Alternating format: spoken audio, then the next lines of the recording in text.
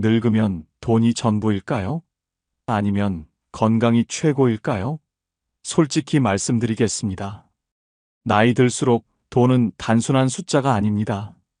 병원에 갈 때마다 쌓이는 진료비, 자녀들에게 짐이 되지 않으려는 마음, 갑자기 목돈이 필요한 순간들을 겪으면서 깨닫게 됩니다. 경제적 여유가 있어야 존중받고 선택의 자유를 누릴 수 있다는 사실을 말입니다. 주변을 둘러보십시오. 돈이 있는 어르신과 없는 어르신의 삶은 확연히 다릅니다. 이것은 냉정한 현실입니다. 하지만 절망하실 필요는 없습니다. 지금부터 말씀드리는 6가지 이유를 이해하시면 노후 자금 관리의 중요성을 제대로 깨닫고 현명한 준비를 시작하실 수 있습니다. 여러분의 노후가 존엄하고 행복하길 바라는 마음에서 진심을 담아 준비했습니다. 함께 알아보시겠습니다. 먼저 좋아요 눌러주시면 복 받으실 겁니다.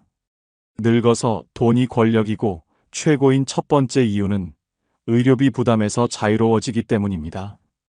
여러분은 최근 병원비가 얼마나 나왔는지 기억하십니까? 나이가 들수록 몸은 정직합니다. 무릎이 아프고 허리가 쑤시고 혈압약에 당뇨약까지 먹어야 하는 현실과 마주하게 됩니다. 문제는 이런 질병들이 한두 달 치료하고 끝나는 것이 아니라는 점입니다. 평생 관리해야 하는 만성질환이 대부분입니다. 돈이 있으면 아플 때 주저하지 않고 병원에 갈 수 있습니다. 검사가 필요하다고 하면 바로 받을 수 있습니다. 수술이 필요하다면 망설임 없이 결정할 수 있습니다. 하지만 돈이 없다면 어떻습니까? 통증을 참으면서 병원 가는 것을 미루게 됩니다. 검사비가 부담되어 꼭 필요한 검사도 건너뛰게 됩니다. 결국 병은 더 악화되고 나중에는 더 큰 돈이 들어갑니다. 통계청 자료에 따르면 65세 이상 노인 가구의 월 평균 의료비 지출액은 25만 원이 넘습니다. 1년이면 300만 원이 훌쩍 넘는 돈입니다. 그런데 이것은 평균일 뿐입니다. 중증 질환이 생기거나 입원이라도 하게 되면 순식간에 수천만 원이 들어갑니다. 건강보험이 있어도 본인 부담금만 해도 만만치 않습니다. 실제로 제 지인 박 어르신의 이야기를 들려드리겠습니다. 70대 중반이신 박 어르신은 평생 성실하게 사셨지만 노후 준비를 제대로 하지 못하셨습니다. 몇 년 전 무릎이 아파서 병원에 가셨는데 인공관절 수술을 받아야 한다는 진단을 받으셨습니다. 수술비가 1,000만 원이 넘게 나온다는 말에 박 어르신은 수술을 포기하셨습니다. 진통제로 버티면서 몇 년을 고통 속에 사셨습니다.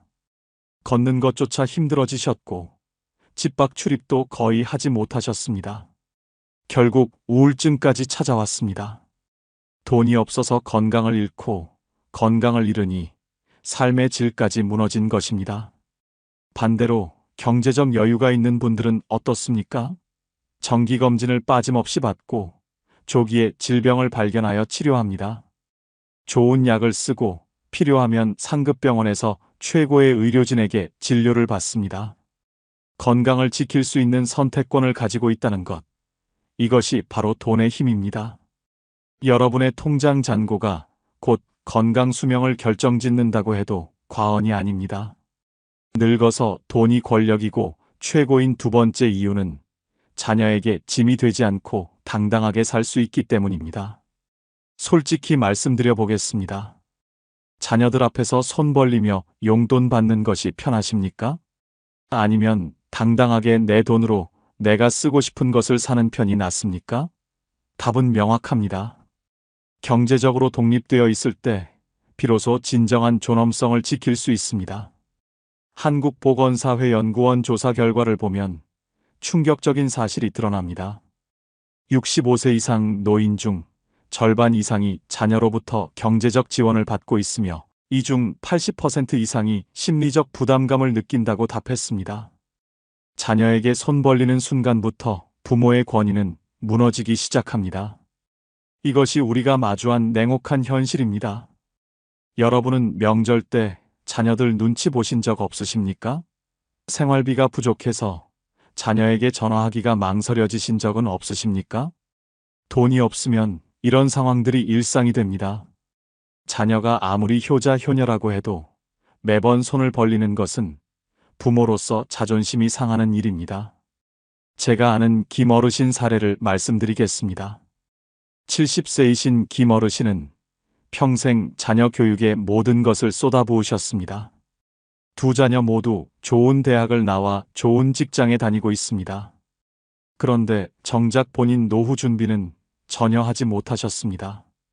국민연금도 적게 받으시고 저축도 거의 없으십니다.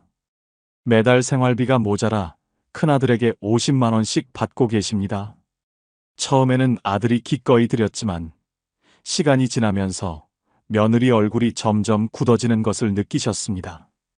명절 때 손주들 용돈도 제대로 못 주시고 외식 한번 하자는 말도 꺼내기 어려워지셨습니다. 김 어르신은 말씀하십니다.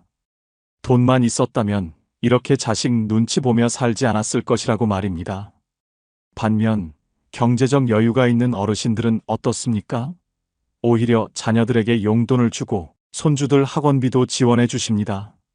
명절이나 생일 때 선물도 넉넉하게 하십니다. 가족 모임에서도 당당하게 본인 의견을 말씀하시고 존중받습니다. 자녀들도 부모님께 더 자주 찾아뵙고 싶어 합니다.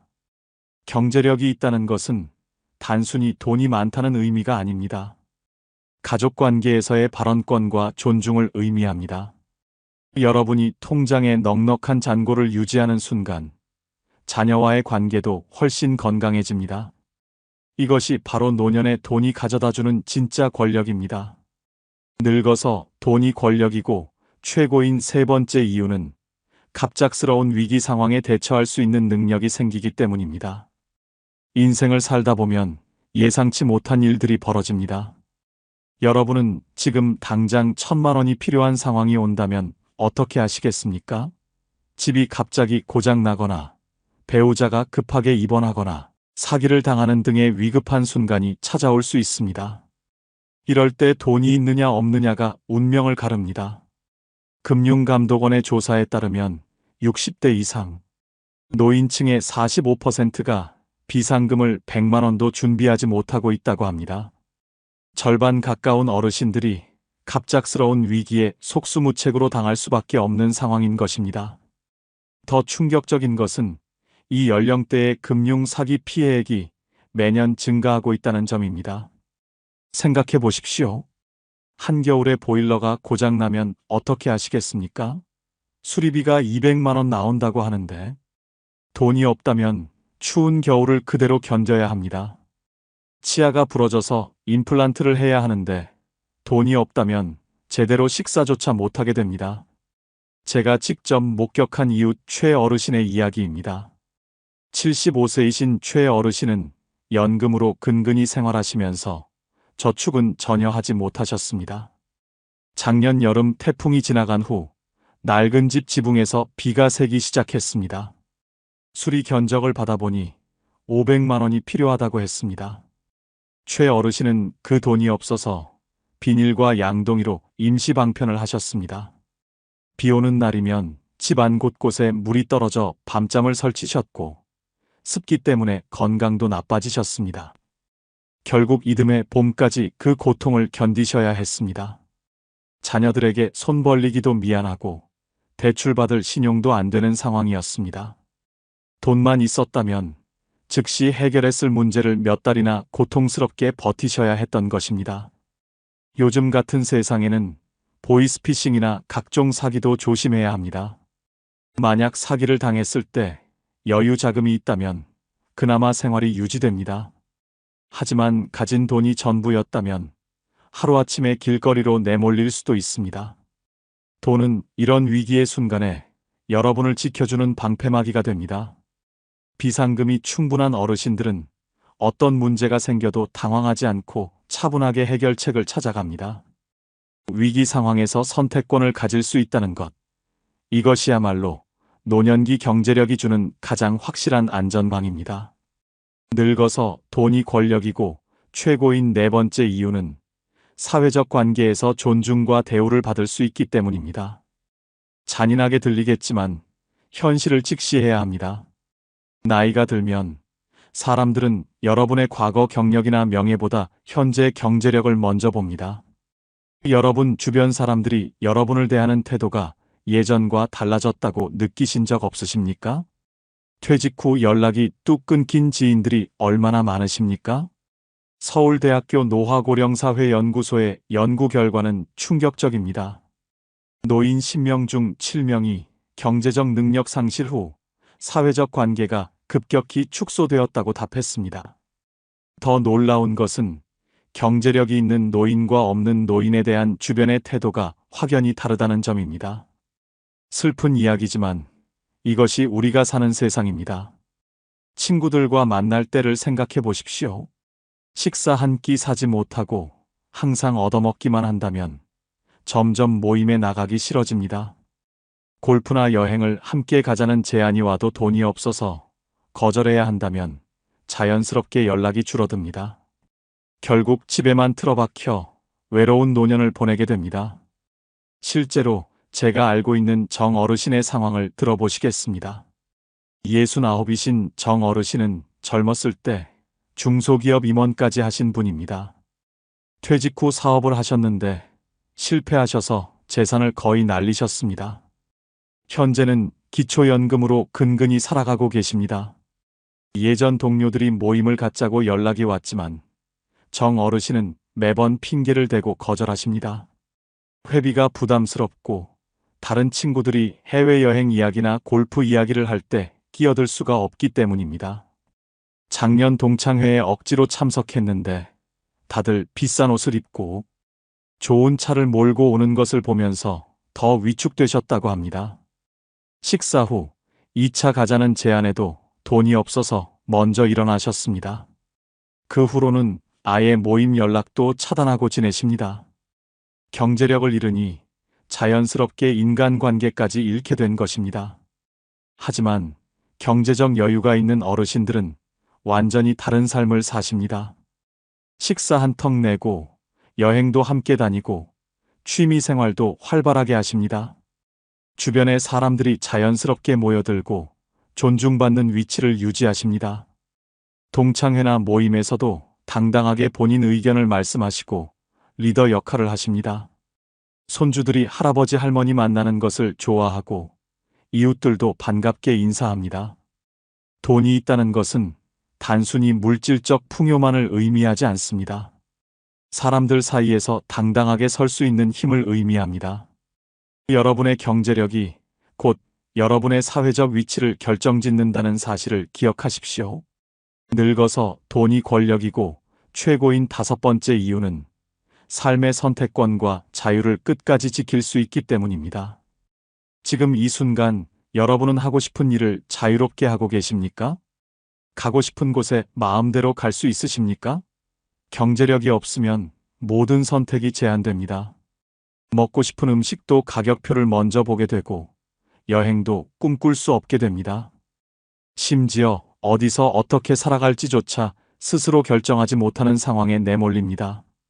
한국노인인력개발원의 최근 조사를 보면 가슴이 아픕니다.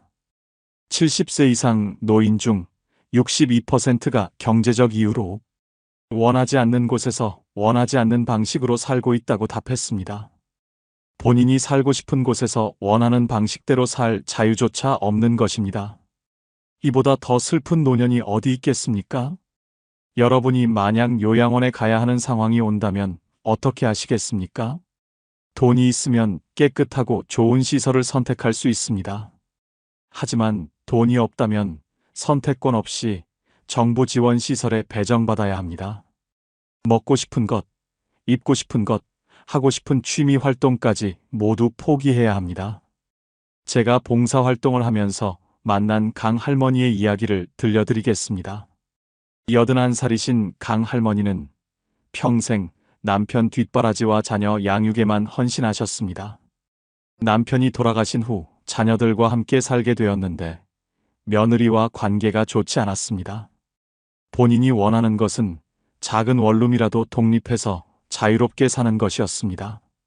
하지만 경제력이 전혀 없는 강 할머니는 선택권이 없었습니다. 매일 며느리 눈치를 보며 작은 방 한 칸에서 조용히 지내셔야 했습니다. 친구들 만나러 나가고 싶어도 교통비가 부담되어 자주 나가지 못하셨습니다.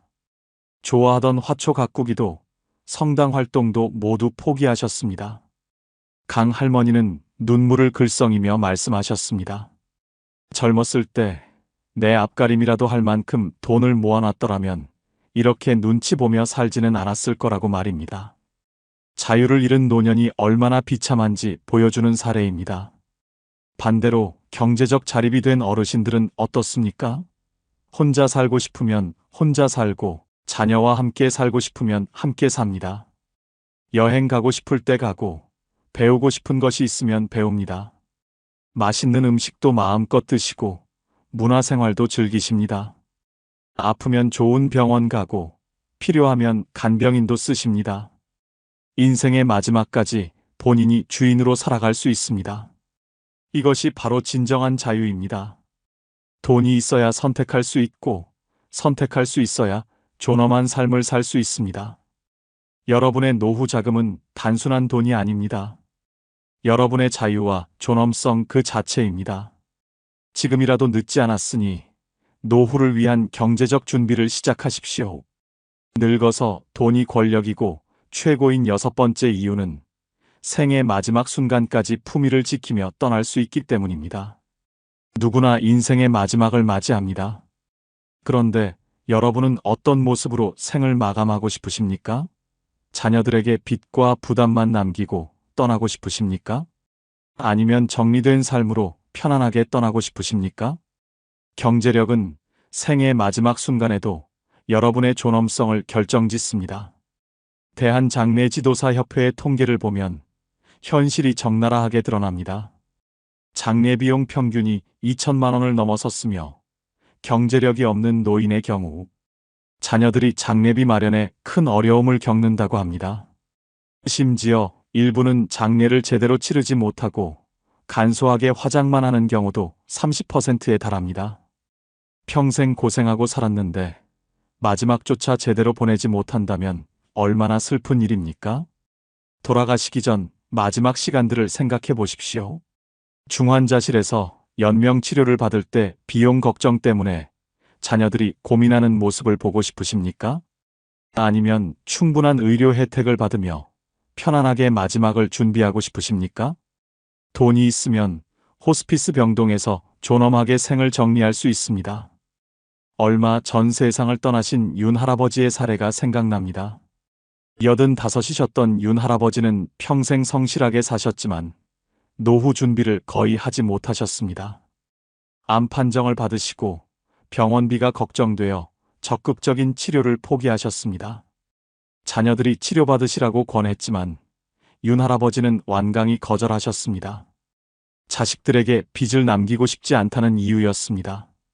결국 집에서 통증을 참으며 마지막 몇 달을 보내셨고 돌아가신 후에도 장례 비용 때문에 자녀들이 친척들에게 돈을 빌려야 했습니다.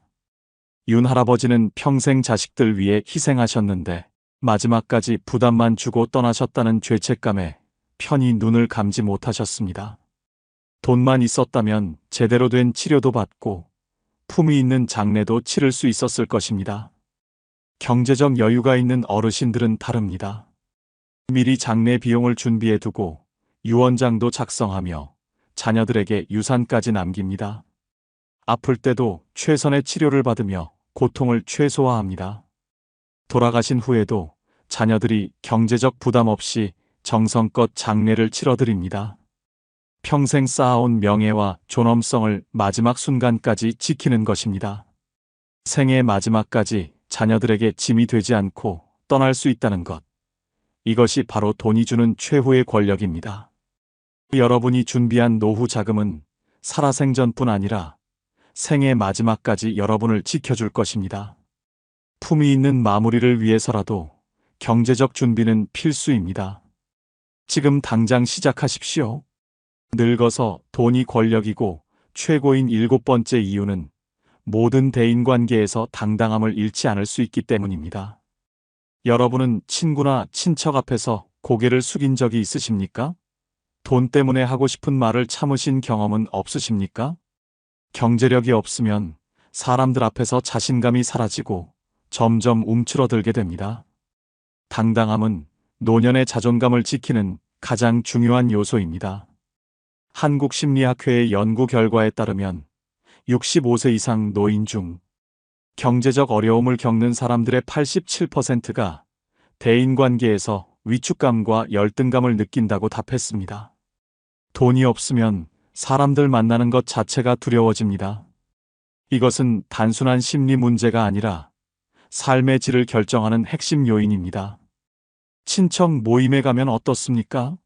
다른 사람들은 손주 학원비 대주고 자녀 결혼 자금 보태주는 이야기를 하는데 여러분은 입 한 번 떼기 어렵습니까? 경조사비를 낼 때마다 부담스러워서 모임 자체를 피하게 되지는 않으십니까? 이런 순간들이 쌓이면 자존감이 무너집니다. 저희 동네에 사시는 조 어르신의 사연을 말씀드리겠습니다. 73이신 조 어르신은 예전에 작은 가게를 운영하시다가 부도를 맞으셨습니다. 지금은 기초생활수급자로 살아가고 계십니다.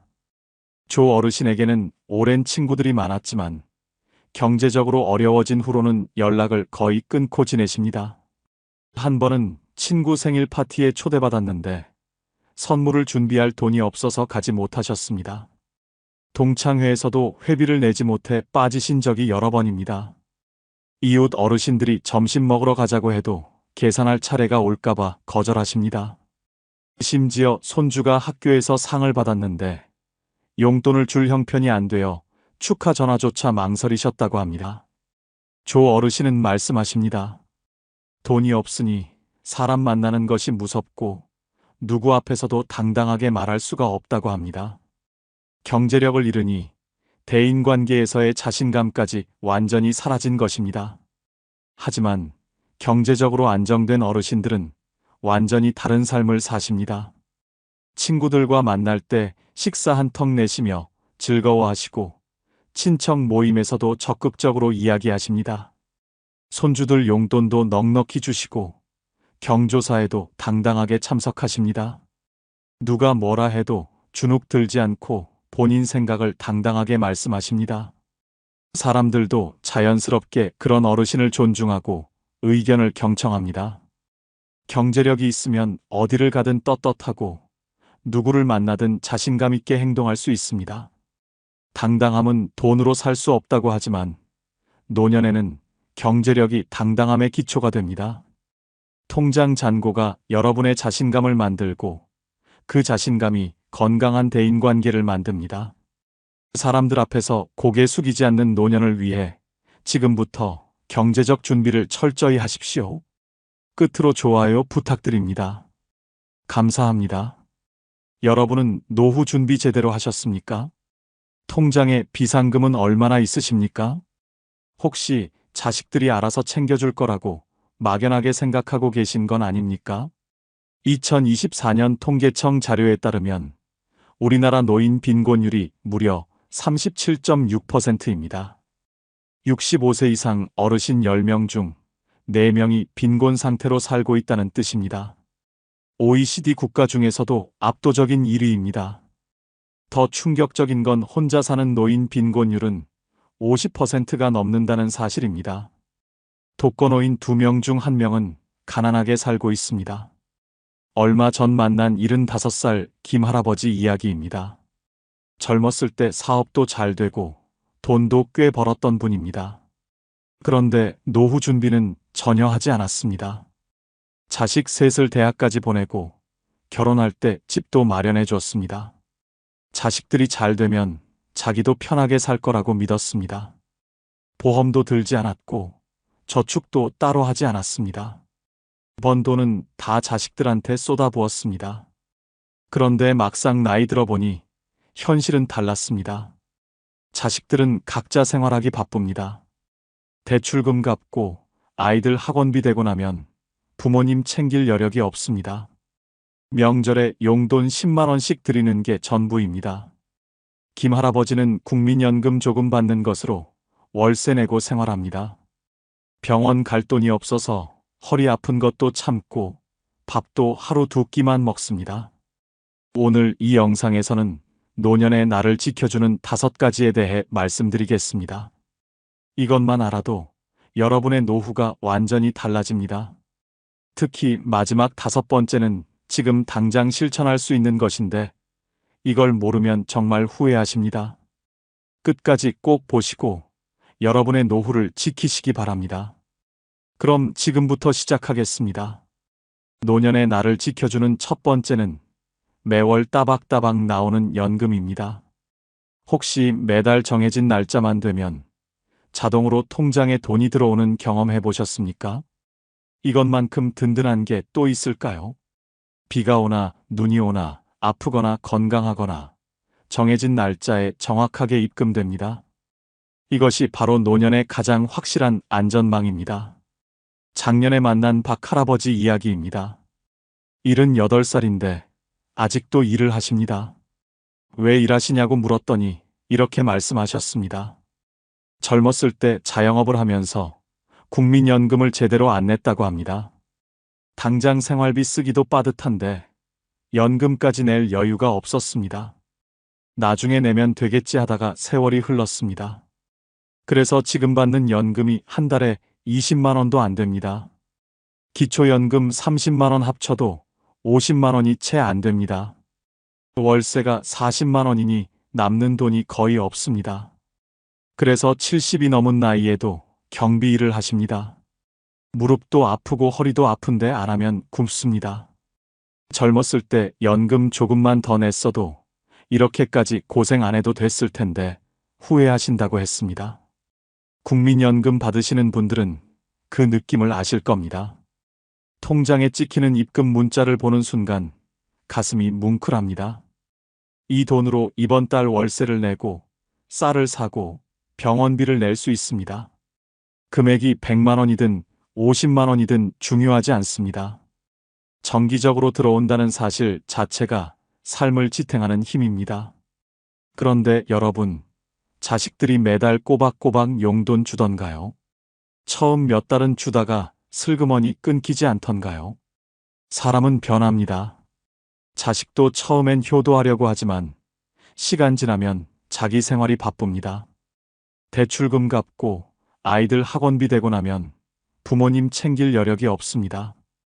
이게 냉정한 현실입니다. 연금은 다릅니다. 절대 배신하지 않습니다. 젊었을 때 낸 보험료가 지금 나를 살립니다. 과거의 내가 현재의 나를 지켜주고 있는 겁니다. 얼마나 고마운 일입니까? 반대로 국민연금에 개인연금까지 받는 분들은 어떻습니까?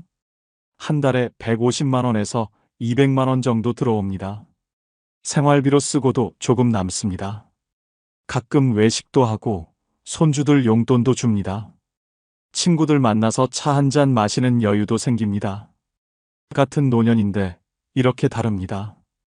공무원 연금이나 사학연금 받는 분들은 더 여유롭습니다. 선생님 하셨던 분들 보면 노후가 정말 안정적입니다. 매달 200만 원 넘게 받으니까 자식들한테 손 안 벌립니다. 오히려 자식들 도와주고 여행도 다닙니다. 이게 바로 연금의 힘입니다. 여러분은 젊었을 때 연금 보험료 내는 게 아깝지 않으셨습니까? 당장 생활비도 빠듯한데 연금까지 떼어가니 속상했을 겁니다. 그런데 지금 돌이켜보면 어떻습니까? 그때 낸 돈이 지금 나를 살리고 있지 않습니까? 가장 현명한 투자였습니다. 연금은 자존심도 지켜줍니다. 내가 낸 돈으로 받는 것이니 누구한테 구걸하는 게 아닙니다. 당당하게 받아서 당당하게 씁니다. 자식들 눈치 볼 필요도 없고 머리 숙일 일도 없습니다. 이것이 얼마나 큰 자유인지 아십니까? 여러분, 아직 일하고 계십니까? 그렇다면 국민연금 꼭 내십시오. 금액이 적어도 괜찮습니다.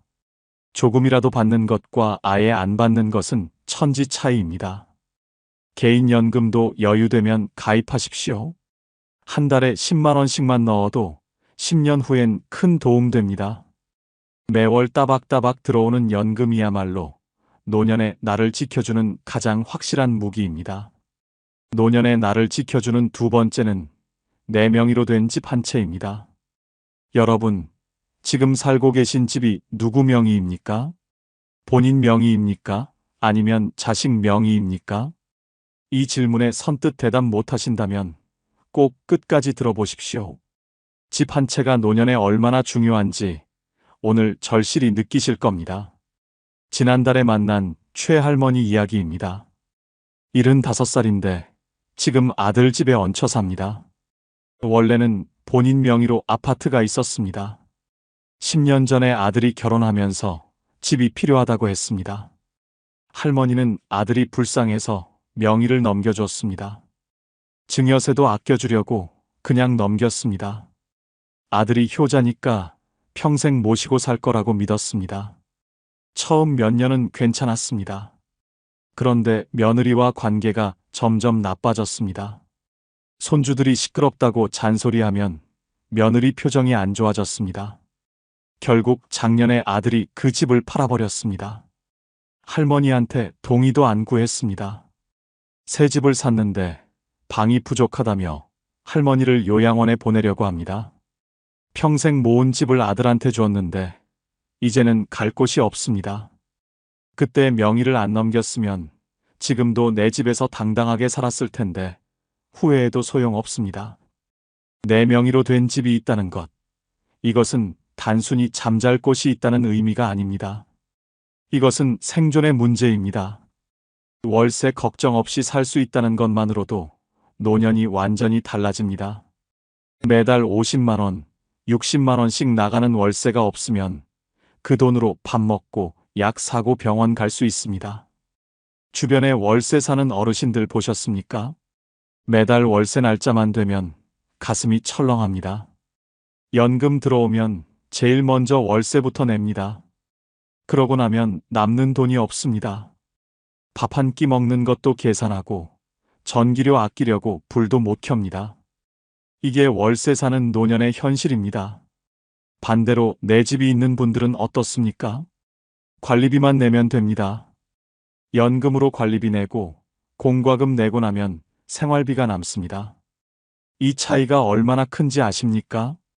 한 달에 50만 원 차이가 1년이면 600만 원입니다. 이 돈이면 병원도 다니고 약도 사고 여행도 갑니다. 그런데 더 중요한 게 있습니다. 혹시 집주인한테 쫓겨난 어르신 이야기 들어보셨습니까? 집주인이 집을 팔겠다고 나가라 합니다. 나이 많은 어르신이 갈 곳이 어디 있습니까? 새로운 집 구하기도 어렵고 보증금 마련하기도 힘듭니다. 이사 가는 것도 큰일입니다. 이런 불안감 속에서 하루하루를 삽니다. 내 집이 있으면 이런 걱정이 없습니다. 아무도 나를 내쫓지 못합니다. 평생 이 집에서 살 수 있습니다. 이것이 주는 심리적 안정감은 돈으로 환산할 수 없습니다. 밤에 잠잘 때도 편안하고 미래에 대한 불안도 줄어듭니다. 집은 또 하나의 연금입니다. 영목이지라고 들어보셨습니까? 집을 담보로 매달 연금처럼 돈을 받는 제도입니다. 집값이 3억 원이면 한 달에 100만 원 넘게 받을 수 있습니다. 죽을 때까지 받고 집에서 계속 살 수 있습니다. 이게 가능한 이유가 뭡니까? 내 명의 집이 있기 때문입니다. 여러분, 젊었을 때 집 한 채 마련하셨습니까? 아니면 자식 명의로 해버리셨습니까? 자식들 세금 아끼려고 명의를 넘긴 분들 많습니다. 그런데 나중에 어떻게 됩니까? 자식들이 그 집을 팔아버립니다. 부모한테 동의도 안 구하고 처분합니다. 그러면 갈 곳이 없어집니다. 내 집이 있으면 자식들한테 당당합니다. 힘들면 언제든 오라고 할 수 있습니다. 손주들 봐주고 밥도 해주고 명절에 모이는 장소도 제공합니다. 이것이 어르신의 자존심을 지켜줍니다. 대접받는 어른으로 살 수 있습니다. 이미 집이 있는 분들은 절대 자식 명의로 넘기지 마십시오. 증여세 아끼려다 평생 모은 재산을 날립니다. 죽을 때까지 본인 명의로 갖고 계십시오. 그것이 가장 현명한 선택입니다. 내 명의로 된 집 한 채야말로 노년에 나를 지켜주는 가장 든든한 버팀목입니다. 노년에 나를 지켜주는 세 번째는 젊을 때 가입한 실손보험입니다. 여러분, 병원비 걱정 없이 치료받아 본 적이 있으십니까? 큰 병에 걸렸는데 돈 걱정 안 하고 수술 받을 수 있다면 얼마나 마음이 편하겠습니까? 이게 가능한 이유가 바로 보험 때문입니다. 오늘 이 이야기를 듣고 나면 보험이 얼마나 중요한지 뼈저리게 느끼실 겁니다. 작년 겨울에 이웃집 김할머니한테 일어난 일입니다. 68살인데 갑자기 쓰러지셨습니다. 심근경색이었습니다. 응급실로 실려가서 바로 수술했습니다. 중환자실에 일주일, 일반 병실에 2주일 입원했습니다. 병원비가 4,500만 원 나왔습니다. 그런데 김할머니는 젊었을 때 실손보험과 암보험, 심장질환보험을 들어놨습니다. 한 달에 10만 원씩 20년 넘게 냈습니다. 보험료 낼 때는 아깝다고 생각했는데 이번에 정말 살았다고 하셨습니다. 병원비는 실손보험에서 거의 다 나왔고 심장질환보험에서 3천만 원이 추가로 나왔습니다. 본인 부담은 100만 원도 안 됐습니다. 만약 보험이 없었다면 집을 팔아야 했을 거라고 하셨습니다. 지금도 매달 보험료 내는 게 전혀 아깝지 않다고 말씀하십니다. 실손보험이 있는 분들은 압니다. 병원 가서 몇십만 원 나와도 보험회사에서 대부분 돌려줍니다. MRI 찍어도 입원해도 수술해도 본인 부담이 거의 없습니다. 서류만 제출하면 며칠 후 통장에 돈이 들어옵니다. 이게 얼마나 큰 축복인지 아십니까? 반대로 보험 없는 어르신들은 어떻습니까? 병원비 때문에 치료를 포기합니다. 암 진단받아도 수술비가 수천만 원이라 엄두를 못 냅니다. 항암 치료는 한 번에 몇백만 원씩 드는데 어디서 그 돈을 구합니까? 결국 집을 팔거나 자식들한테 손 벌리거나 아니면 치료를 아예 포기합니다. 여러분은 지금 실손보험 들어놓으셨습니까? 아니면 보험료 아까워서 해지하셨습니까? 젊었을 때는 보험료가 부담스러웠을 겁니다. 한 달에 몇만 원씩 나가는 게 아까웠습니다. 그런데 지금 생각해 보십시오. 그때 낸 몇만 원이 지금 몇천만 원을 아껴주고 있지 않습니까? 보험은 나이 들어서는 못 듭니다. 60 넘어서 가입하려면 보험료가 너무 비쌉니다. 한 달에 20만 원, 30만 원씩 나갑니다. 게다가 나이 많으면 아예 가입을 거부당합니다. 지병이 있으면 더욱 안 됩니다. 그래서 젊을 때 가입한 보험이 금쪽 같은 겁니다. 암보험도 마찬가지입니다. 암 진단받으면 몇천만 원 나옵니다. 이 돈으로 수술하고 항암 치료받고 회복할 수 있습니다. 보험금 받아서 간병비도 쓰고 영양제도 사고 요양병원비도 냅니다. 가족들한테 짐이 안 됩니다. 보험은 자식들도 지켜줍니다. 부모가 아파서 병원비가 필요하면 자식들이 돈을 대야 합니다. 대출받거나 저축한 돈을 깨야 합니다. 형제들끼리 돈 때문에 싸우기도 합니다. 누가 얼마 낼 거냐고 다투고 관계가 틀어집니다. 그런데 보험이 있으면 이런 일이 없습니다. 치매보험도 중요합니다. 나이 들면 치매 올 확률이 높습니다. 치매에 걸리면 요양병원에 들어가야 하는데 한 달에 100만 원 이상 듭니다. 몇 년씩 입원하면 수천만 원이 듭니다. 치매보험이 있으면 매달 간병비가 나옵니다. 가족들 부담이 확 줄어듭니다. 그런데 안타까운 건 뭡니까? 보험료 내기 힘들다고 해지하는 분들이 많습니다. 당장 생활비가 빠듯하니까 보험을 끊어버립니다. 20년, 30년 낸 보험을 해지하면 손해입니다. 나이 들어서 병 걸릴 확률이 높은데 그때 보험이 없으면 어떻게 합니까? 지금 보험료 내기 힘드시면 감액해서라도 유지하십시오. 보험금을 줄이더라도 해지는 하지 마십시오. 아니면 보험사에 전화해서 납입 유예 신청하십시오. 몇 개월 안 내고 나중에 낼 수도 있습니다. 젊을 때 가입한 실손보험이야말로 노년의 나를 지켜주는 가장 확실한 방패입니다. 노년의 나를 지켜주는 네 번째는 건강할 때 관리한 내 몸입니다. 여러분, 지금 혼자 화장실 가실 수 있으십니까? 밥 혼자 드실 수 있으십니까? 너무 당연한 질문이라고요. 그런데 이게 당연하지 않은 어르신들이 정말 많습니다. 건강을 잃으면 모든 것을 잃는다는 말, 노년이 되어서야 절실히 깨닫게 됩니다. 건강한 몸이 있으면 돈이 덜 듭니다. 병원 안 가도 되고, 약 안 먹어도 되고, 간병인 쓸 필요도 없습니다. 스스로 움직이고, 밥 먹고, 씻고, 옷 입습니다. 이것만으로도 한 달에 몇백만 원을 아낍니다. 건강이 바로 돈입니다. 주변에 누워 계신 어르신들 보셨습니까? 중풍으로 쓰러져서 반신불수가 된 분들 말입니다. 식사할 때 누가 먹여줘야 하고, 화장실 갈 때 부축해야 하고, 씻을 때도 도움이 필요합니다. 요양병원에 들어가면 한 달에 200만 원씩 듭니다. 집에서 간병인 쓰면 300만 원 넘게 나갑니다. 그런데 건강한 몸으로 스스로 생활하면 어떻습니까? 이 돈이 전부 절약됩니다. 1년이면 3천만 원입니다. 5년이면 억 단위입니다. 젊었을 때 운동하고 건강 챙긴 게 지금 몇억 원을 아껴주고 있는 겁니다. 여러분은 젊었을 때 운동하셨습니까? 아니면 술 먹고 담배 피우고 야식 먹으면서 몸을 혹사시켰습니까? 건강검진 받으라는 통지서 와도 귀찮다고 안 갔습니까? 고혈압 약 먹으라는데 괜찮다고 무시했습니까? 그 결과가 지금 나타나고 있지 않습니까? 건강한 분들은 일도 할 수 있습니다. 경비 일이든 청소 일이든 할 수 있습니다. 한 달에 100만 원이라도 벌면 생활이 훨씬 나아집니다. 연금에 보태서 쓰면 여유가 생깁니다. 그런데 몸이 아프면 일을 못합니다. 수입이 끊기고 지출만 늘어납니다. 당뇨병 걸린 분들 보십시오.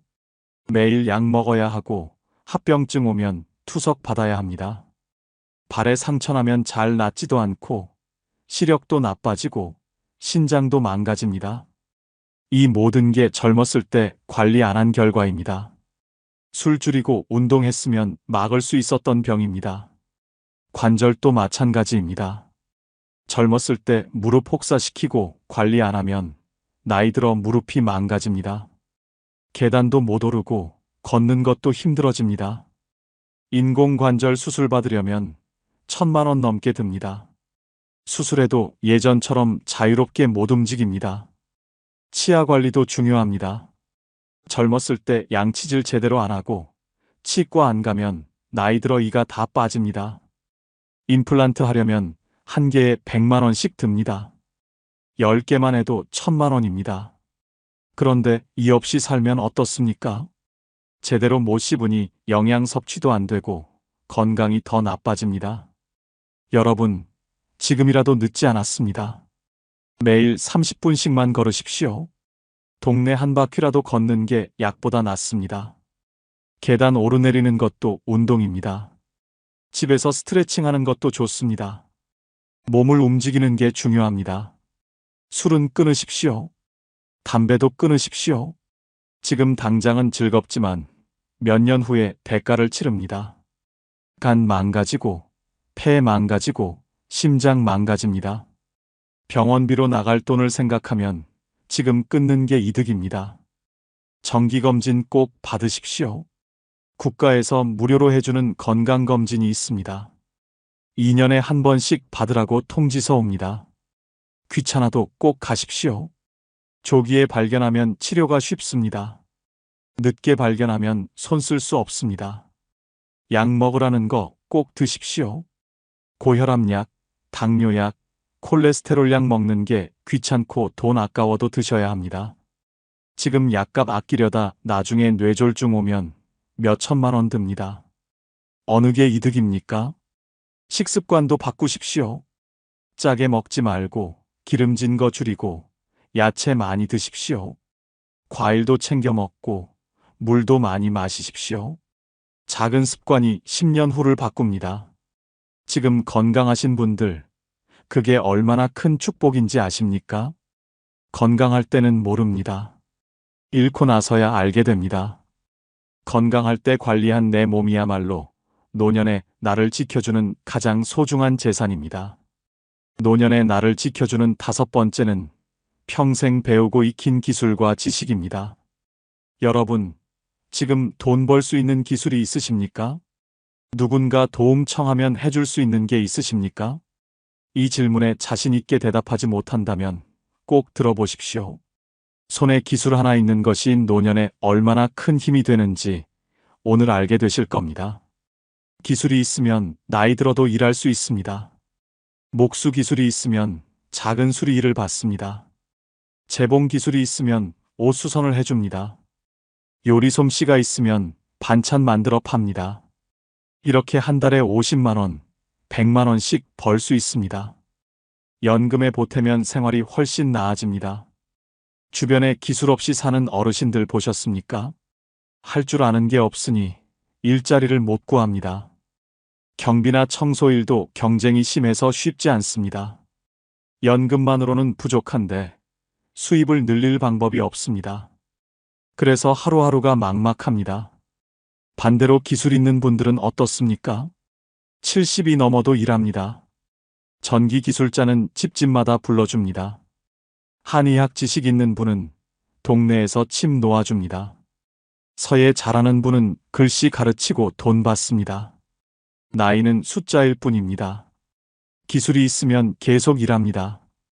여러분은 젊었을 때 뭘 배웠습니까? 그냥 시키는 일만 하다가 퇴직했습니까? 아니면 평생 한 가지 기술을 갈고 닦았습니까? 회사 다닐 때는 몰랐을 겁니다. 퇴직하고 나면 내가 할 수 있는 게 아무것도 없다는 걸 그때 깨닫습니다. 컴퓨터 할 줄 아는 것도 큰 자산입니다. 요즘 세상은 다 컴퓨터로 합니다. 은행 업무도, 관공서 민원도, 쇼핑도 다 온라인입니다. 그런데 컴퓨터 못하는 어르신들은 어떻습니까? 자식들한테 부탁해야 하고 동사무소 가서 직원 도움 받아야 합니다. 불편하고 창피합니다. 스마트폰 사용법도 마찬가지입니다. 요즘은 문자 보내고 사진 찍고 영상 보는 게 다 스마트폰으로 됩니다. 자식들과 영상 통화도 하고 손주 사진도 받아봅니다. 이런 걸 못하면 세상과 단절됩니다. 외롭고 답답합니다. 운전면허가 있으면 더 좋습니다. 차가 있으면 병원도 혼자 가고 마트도 가고 친구 만나러도 갑니다. 버스 기다릴 필요 없고 택시비 쓸 일도 없습니다. 자유롭게 이동할 수 있다는 게 얼마나 큰 행복인지 아십니까? 특히 시골에 사시면 차가 필수입니다. 외국어를 할 줄 아는 것도 도움됩니다. 영어 조금만 해도 해외여행 갈 때 편합니다. 자식들 따라 외국 나가도 소통할 수 있습니다. 요즘은 번역기가 있다고요. 그래도 직접 하는 것과는 다릅니다. 말이 통하면 자신감이 생깁니다. 악기 다루는 분들 보셨습니까? 경로당에서 하모니카 불고 장구 치고 노래 부릅니다. 사람들이 좋아하고 박수 쳐줍니다. 자존감이 높아지고 친구도 많아집니다. 취미가 있으면 외롭지 않습니다. 매일 할 일이 있고 삶이 즐겁습니다. 글 쓰는 능력도 중요합니다. 자서전 쓰는 어르신들 많습니다. 블로그에 글 올리고 책도 냅니다. 손주들한테 편지 쓰고 일기도 씁니다. 생각을 정리하고 감정을 표현합니다. 치매 예방에도 좋고 정신 건강에도 도움됩니다. 여러분, 지금이라도 늦지 않았습니다. 배우고 싶은 게 있으면 배우십시오. 복지관 가면 무료 강좌 많습니다. 컴퓨터, 스마트폰, 요리, 노래, 서예, 뭐든지 있습니다. 부끄러워하지 마시고 가십시오. 70, 80에도 배울 수 있습니다. 유튜브로도 배울 수 있습니다. 검색하면 다 나옵니다. 요리법, 운동법, 스마트폰 사용법, 뭐든지 가르쳐 줍니다. 천천히 따라하면 됩니다. 한 번에 안 되면 10번, 100번 보면 됩니다. 포기하지 마십시오. 기술과 지식은 아무도 빼앗아가지 못합니다. 재산은 잃을 수 있어도 머릿속에 든 것은 평생 내 것입니다. 배운 만큼 벌 수 있고 아는 만큼 즐길 수 있습니다. 평생 배우고 익힌 기술과 지식이야말로 노년에 나를 지켜주는 가장 값진 보물입니다. 남았니? 너를 위해 쓸 수 있을 때 써라. 그 말이 가슴을 후벼 팠습니다. 은자 씨는 돌아오는 길에 결심했습니다. 더 이상 가족에게 끌려다니지 않고 남은 돈은 철저히 나를 위해 쓰겠다고. 그녀는 작은 원룸으로 이사해 생활비를 줄이고 남은 돈으로 건강검진을 받고 하고 싶었던 요리교실에도 등록했습니다. 매달 일정 금액을 계획해 취미와 여행에 투자했고 노후를 위한 작은 적금도 만들었습니다. 누구의 허락도 필요 없었습니다. 아침마다 통장 잔고를 보며 이건 내 돈, 내 행복을 위한 돈이라고 속삭일 때 처음으로 삶이 달콤하게 느껴졌습니다. 은자 씨는 요즘 주변 사람들에게 이렇게 말합니다. 내 돈을 내 마음대로 쓰는 게 이렇게 행복한 줄 몰랐습니다. 가족을 위해 희생만 하다 늙으면 결국 내 인생은 남 좋은 일만 시킨 꼴이 됩니다. 혼자가 되니 비로소 내 돈이 내 삶을 살려주더군요. 이 고백은 우리 모두에게 잔인한 현실을 일깨워줍니다. 가족이라는 이름 아래 내 돈을 빼앗기면 남는 건 빈 지갑과 후회뿐입니다. 하지만 혼자라면 다릅니다. 내 돈을 오로지 나를 위해 쓰며 철저히 계획적으로 남은 인생을 설계할 수 있습니다. 이것이야말로 평생 가족보다 혼자가 더 편한 진짜 이유입니다. 영상이 끝나면 여러분의 경험이나 생각을 댓글로 남겨주세요. 여러분의 소중한 경험과 의견이 다른 누군가에게는 큰 힘과 깨달음이 분명될 것입니다. 아울러 멤버십 가입 부탁드리며 오늘 하루도 행복하시고 무탈하시기 바랍니다. 병원에도 안 가요. 그 사람이 걱정할까봐 아픈 티도 못 낸대요. 자식들이 말려도 안 듣습니다. 마치 세상에 그 사람만 존재하는 것처럼 삽니다. 딱 하루 연락 안 됐다고 잠도 못 잤대요. 밥도 안 먹고요. 이성에 대한 집착이 삶 전체를 집어삼키는 데는 오래 걸리지 않습니다. 노년의 외로움은 허기보다 더 무섭고 그 허기를 사랑이라는 이름으로 채우려 할 때 마음은 점점 병들기 시작합니다. 처음엔 설렘이었지만 곧 의심과 불안, 통제할 수 없는 감정의 늪으로 빠집니다. 노년에 찾아온 이성적 감정, 과연 나를 살리는 감정일까요? 아니면 무너뜨리는 독일까요? 이번 영상은 노년의 이성적 사랑에 집착하면 안 되는 5가지 이유입니다. 지금부터 영상 끝까지 집중해서 시청해 주시기 바랍니다. 좋아요 지금 눌러주시면 감사하겠습니다. 노년의 이성을 사랑하면 안 되는 첫 번째 이유는 건강이 약해지면 상대방에게 모든 걸 끌려가기 때문입니다. 사랑은 서로 의지하고 배려하는 관계여야 합니다.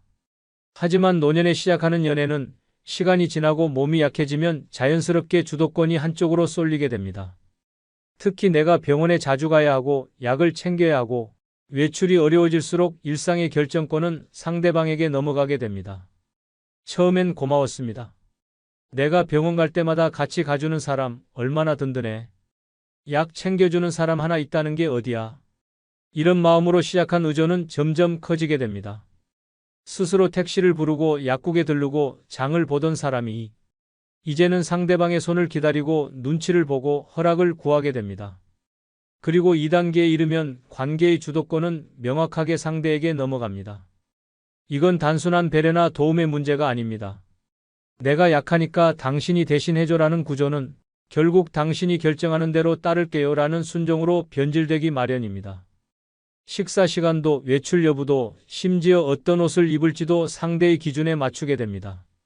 그러다 보면 내가 원해서 하는 일이 하나도 남지 않게 됩니다. 그리고 슬픈 건 그런 삶이 익숙해질수록 내가 뭘 원하는지조차 잊게 된다는 점입니다. 처음엔 내 몸이 아파서 상대에게 부탁했던 일들이 어느 순간부터는 당연한 일이 되어버리고 내 감정과 의견은 점점 사라지게 됩니다. 건강이 무너지면서 감정의 중심도, 결정의 중심도, 삶의 중심도 나에게서 멀어져 갑니다. 충청남도 천안에 사는 79세 문정희 씨 역시 그런 과정을 겪었습니다. 관절염과 고혈압으로 일상이 불편해졌을 무렵 요가 모임에서 알게 된 남성과 연애를 시작하게 됐습니다. 처음엔 정희 씨가 다정하게 챙김을 받는 입장이었고 그 역시 자상하게 그녀를 도왔습니다. 그러나 점점 그 남성은 그녀의 하루 일정을 모두 조율하기 시작했습니다. 병원 진료 시간도 약 복용 시간도 친구와의 약속도 모두 내가 다 알아서 할게라는 말 아래 통제되기 시작했습니다. 문제는 정희 씨가 말없이 그 방식에 순응해가면서 생겼습니다. 어느 날은 친구와 점심 약속이 있다고 하자 몸도 안 좋은 사람이 뭘 그렇게 돌아다니냐고 타박을 들었고, 또 하루는 기분이 가라앉아 병원 대신 집에서 쉬고 싶다고 하자 내가 당신을 위해 얼마나 애쓰는데 그 정도도 못 맞춰주냐고 언성을 높였습니다. 그 말을 듣는 순간 정희 씨는 자신이 연인이 아니라 관리 대상이 되어버렸다는 사실을 깨달았습니다. 딸과의 통화 도중 딸이 엄마는 요즘 뭐가 제일 하고 싶어? 라고 물었을 때 정희 씨는 그 말에 아무 대답도 하지 못하고 눈물만 흘렸습니다. 너무 오랜 시간 그 사람 기준의 삶을 살다 보니 정작 자신이 원하는 걸 떠올리는 것조차 버거웠던 것입니다. 결국 정희 씨는 관계를 정리했습니다. 힘들었지만 다시 스스로 병원 일정을 잡고 시장에 나가 반찬거리를 고르고 공원 벤치에 혼자 앉아 하늘을 보는 그 평범한 시간이 예전보다 훨씬 자유롭고 편안하다는 걸 깨달았습니다. 그녀는 말했습니다. 사랑받는 기분은 좋았지만 내가 사라지는 기분은 더 괴로웠어요. 몸이 약해졌다고 감정까지 빼앗겨선 안 돼요. 내가 내 삶의 주인이라는 걸 잊지 말아야 해요. 노년의 사랑은 특별한 감정이지만 건강이 흔들리는 순간 그 감정은 쉽게 복종과 종속으로 바뀔 수 있습니다. 노년의 이성을 사랑하면 안 되는 두 번째 이유는 경제적 손해를 되돌릴 수 없기 때문입니다. 젊었을 때는 잘못된 선택을 해도 다시 시작할 시간이 있습니다. 하지만 노년엔 그렇지 않습니다. 한번 무너지면 다시는 회복할 수 없는 것, 그게 바로 돈입니다. 그래서 노후의 사랑이 무서운 이유는 감정보다 돈이 먼저 흔들린다는 데 있습니다. 처음엔 단순한 식사 한 끼, 작은 선물 하나였습니다. 하지만 감정이 깊어질수록 혹시 이 사람 힘든 건 아닐까? 내가 조금 도와주는 게 맞지 않을까? 라는 생각이 스며듭니다. 그 순간부터 지갑이 열립니다. 병원비를 대신 내주고 생활비를 도와주고 때론 신용카드를 함께 쓰기도 합니다. 심지어 내 집에 살게 해주고 공동명의로 바꾸자는 제안도 망설임 없이 받아들입니다. 왜냐고요? 이 사람은 나를 정말 사랑하니까라는 믿음 때문입니다. 하지만 그 믿음은 아주 작은 틈 하나만 생겨도 무너지는 모래성에 불과합니다. 더 큰 문제는 그 돈을 잃고 나면 어디에도 기대할 곳이 없다는 점입니다. 자식들에게 말하기 부끄럽고 주변 사람들에게 창피해서 숨깁니다. 그러다 어느 순간 통장 잔고가 바닥나고 병원비도 걱정해야 하며 신용불량자 신세가 되는 경우도 있습니다. 그때 깨닫습니다. 나는 돈이 아니라 감정을 줬다고 생각했는데 저 사람은 처음부터 돈만 받았던 거였구나. 이후에는 돌이킬 수 없습니다. 왜냐하면 노년엔 다시 일어나 돈을 벌 시간도 체력도 없기 때문입니다. 사랑이 돈을 초월한다고 말하지만 현실의 사랑은 돈에 기대 살아갑니다. 경제적으로 여유가 있을 때만 느긋한 사랑이 가능하고 돈이 떨어지는 순간부터 그 사랑은 책임이 되고 짐이 됩니다. 상대방이 떠나는 순간 남는 건 잔고가 텅 빈 통장과 텅 빈 마음뿐입니다. 가장 안타까운 점은 이 모든 일이 사랑이라는 이름으로 벌어졌다는 사실입니다. 전라남도 순천에 사는 72세 이명자 씨는 남편과 사별한 후 지인의 소개로 한 남성을 만났습니다. 그 남성은 자식과 연락도 끊기고 건강도 좋지 않다며 명자 씨에게 하소연을 자주 했습니다. 처음엔 안쓰러운 마음에 약값을 몇 번 대신 내줬고 병원 갈 때 함께 동행하기도 했습니다. 그가 카드값이 밀렸다고 하자 명자 씨는 자신의 카드를 내주며 이 정도는 도와줄 수 있지라고 생각했습니다. 문제는 그때부터였습니다. 그는 점점 더 많은 금전적 요구를 했고 어느 날은 같이 살자며 명자 씨 집으로 들어왔습니다. 한 집에서 살다 보니 생활비는 전부 명자 씨 몫이 됐고 본인 연금까지 손댈 정도였습니다. 명자 씨는 고민 끝에 집 일부를 팔아 생활비로 쓰기로 결정했지만 그 과정에서 그 남성은 서류를 대신 처리해 주겠다며 공동명의를 요구했습니다. 그때까지만 해도 명자 씨는 사랑이라고 믿었습니다. 하지만 집 명의가 바뀌자 그는 돌연 태도를 바꿨고 외박이 잦아졌습니다. 그제야 알았어요. 나를 사랑한 게 아니라 내 재산을 이용하려 했던 거였다는 걸요. 명자 씨는 법적 대응을 시도했지만 이미 공동명의로 바뀐 집의 권리를 되찾기란 어려운 일이었습니다. 자식들에게 말도 못하고 홀로 병원에 입원하며 한숨을 내쉬었다고 합니다. 그녀는 이렇게 말했습니다. 내가 어리석은 건 알아요. 그런데 그때는 그 사람이 없으면 죽을 것 같았어요. 지금은 매달 받는 연금 외엔 소득이 없고 병원비조차 자식에게 손 벌려야 하는 처지가 되었습니다. 이 사례는 단순한 예외가 아닙니다. 사랑이라는 이름으로 감정이 무너지면 이성과 계산은 사라지고 맹목적인 신뢰만 남습니다. 그 신뢰는 반드시 돈을 잃고 난 뒤에야 무너집니다. 그리고 노년에는 그 손해를 되돌릴 방법이 없습니다. 사랑이 삶을 채우기보다는 생계를 무너뜨리는 칼이 될 수 있다는 것. 노년의 이성을 사랑할 때 반드시 기억해야 할 현실입니다.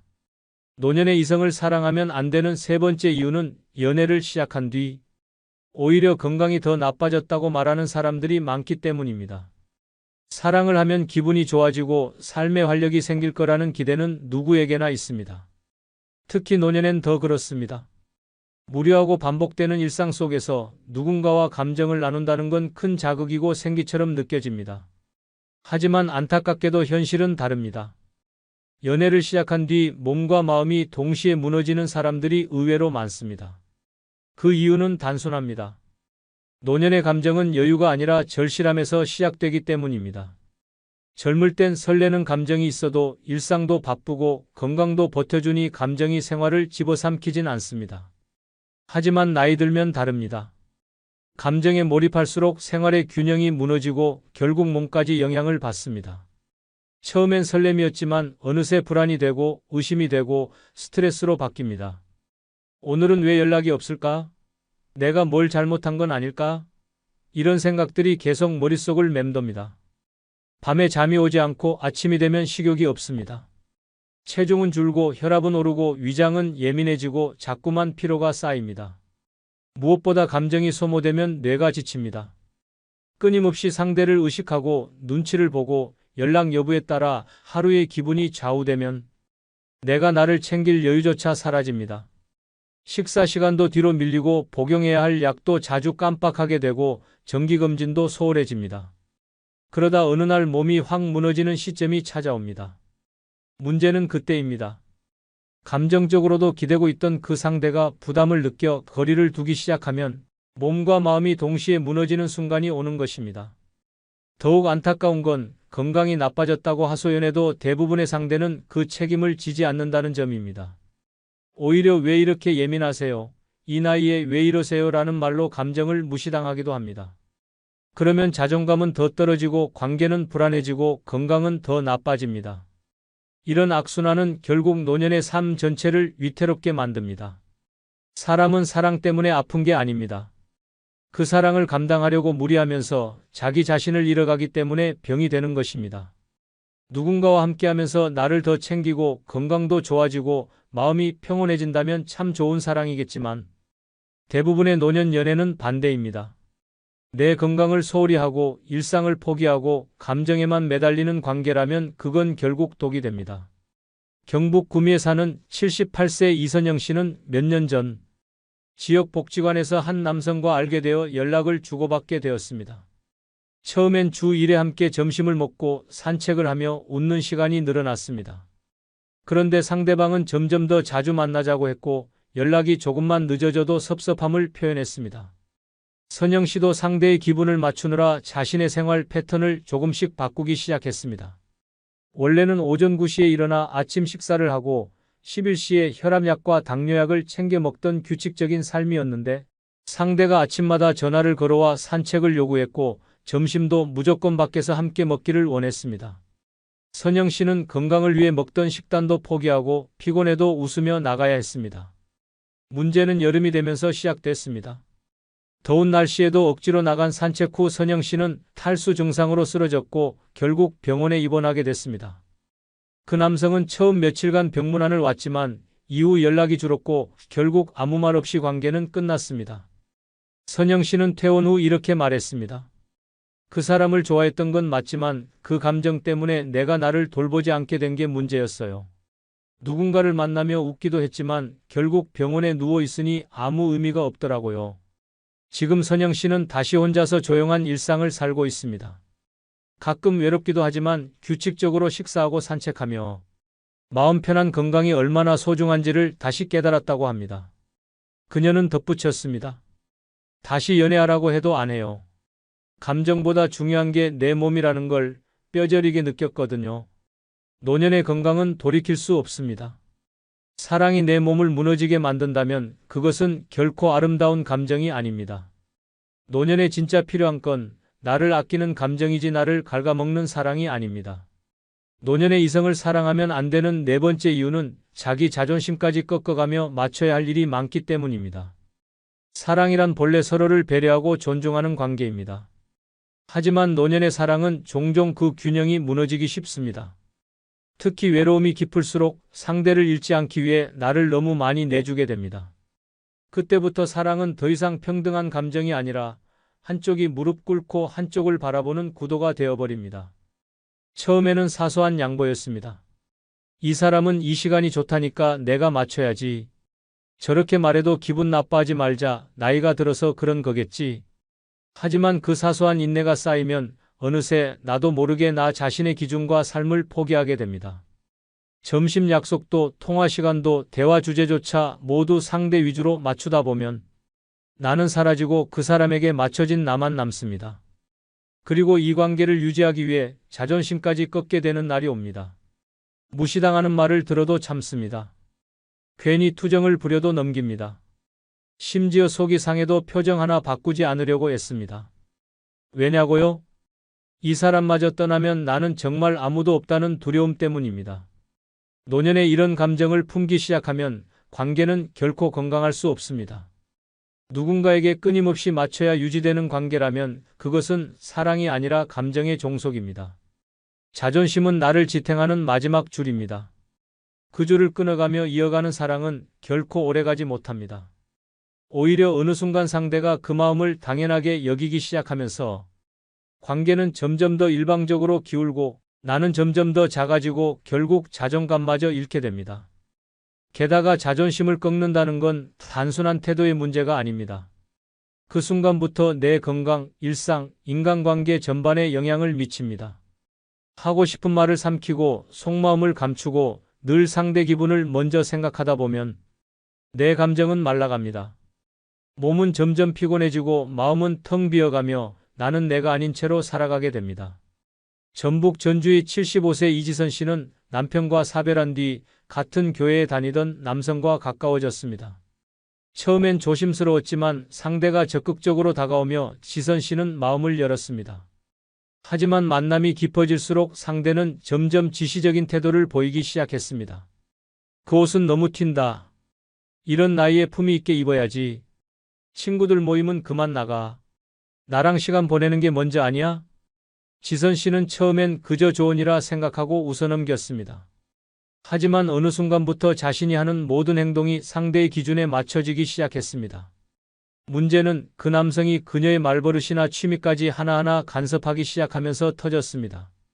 하루는 지선 씨가 친구들과의 찻집 모임에서 30분 늦게 돌아오자 그는 어디서 뭘 하고 다녔길래 연락도 없냐며 소리를 질렀습니다. 그 말에 지선 씨는 순간 얼어붙었고 이후 다시는 친구들을 만나지 않았습니다. 그때부터입니다. 입을 닫고 웃음을 잃고 자꾸만 체하고 밤마다 가슴이 답답해지는 증상이 찾아온 게 지선 씨는 병원에서 스트레스성 위염과 고혈압 초기 진단을 받았습니다. 의사는 그녀에게 무리한 감정 소모와 억눌림이 원인이라고 했습니다. 그 말을 들은 날 지선 씨는 큰 결심을 했습니다. 그날로 연락을 끊고 다시 혼자의 삶으로 돌아갔습니다. 시간이 지나자 몸은 조금씩 회복됐고 잃었던 표정과 말투도 돌아오기 시작했습니다. 지선 씨는 이렇게 말했습니다. 그 사람을 잃은 게 아니라 나를 다시 찾은 거예요. 내가 얼마나 나를 잃고 살았는지 그제야 알겠더라고요. 자존심을 꺾는 사랑은 사랑이 아닙니다.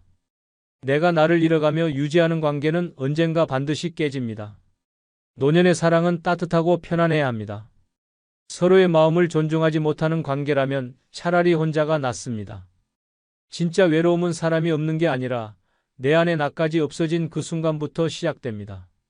노년의 이성을 사랑하면 안 되는 다섯 번째 이유는 노년의 사랑은 외로움을 더 키우는 착각이기 때문입니다. 사람은 누구나 외롭습니다. 특히 노년이 되면 그 외로움은 깊어집니다. 자식은 바쁘고 친구는 줄어들고 일상은 반복되는 침묵뿐입니다. 그 틈을 비집고 들어오는 따뜻한 말 한마디, 친절한 손길은 마치 운명처럼 느껴집니다. 처음엔 설렘이었습니다. 누군가가 나를 걱정해주고 전화 한 통에 웃음 짓는 날들이 찾아왔습니다. 하지만 그 감정은 곧 통제가 되지 않는 집착으로 변하기 시작했습니다. 오늘은 왜 먼저 연락이 없을까? 혹시 다른 사람과 있는 건 아닐까? 이런 불안은 점점 깊어지고 감정은 내 마음의 균형을 무너뜨립니다. 하루가 상대방 중심으로 재편되고 내 일상은 사라집니다. 스스로 식사 챙기던 사람도 병원 예약하던 사람도 어느 순간 그 사람 없이는 아무것도 못하게 됩니다. 이것이 바로 의존이고 이 의존은 사랑이라는 이름으로 포장되지만 결국은 나를 더 깊은 외로움 속으로 끌어당깁니다. 사랑은 외로움의 해답이 아닙니다. 오히려 사랑이라는 감정을 빌려 외로움을 덮으려 할수록 그 감정은 더 민감해지고 더 상처받기 쉬워집니다. 노년의 사랑은 단단하지 않습니다. 수십 년을 함께 산 부부 사이도 무너지는 것이 인생인데 단기간에 찾아온 감정이 평생의 공허를 메워줄 수 있다고 믿는 건 위험한 환상입니다. 그 감정은 내가 만들고 내가 집착하며 결국 내가 무너지는 방향으로 흐릅니다. 사랑에 기대려 했던 마음은 결국 나 자신을 더 힘들게 만들 뿐입니다. 혼자여서 외로운 게 아닙니다. 감정의 균형을 잃었을 때 진짜 외로움이 시작되는 것입니다. 서울 동작구에 사는 74세 박춘자 씨는 남편과 사별한 뒤 오랜 시간 혼자 살았습니다. 평소에는 자주 산책을 다니고 주민센터 문화 강좌도 들으며 조용히 하루하루를 보내고 있었습니다. 그러던 어느 날 같은 강좌를 듣던 한 남성과 우연히 점심을 함께 먹게 되었고 이후 두 사람은 자연스럽게 연락을 주고받기 시작했습니다. 처음엔 기분이 좋았습니다. 함께 시장을 보고 버스를 타고 꽃 구경도 하며 늙어서도 설렐 수 있구나 싶은 마음에 웃음이 절로 나왔습니다. 그러나 문제는 관계가 깊어지면서 시작됐습니다. 박 씨는 점점 상대방에게 연락이 없으면 불안해졌고 혼자 있는 시간이 더욱 허전하게 느껴졌습니다.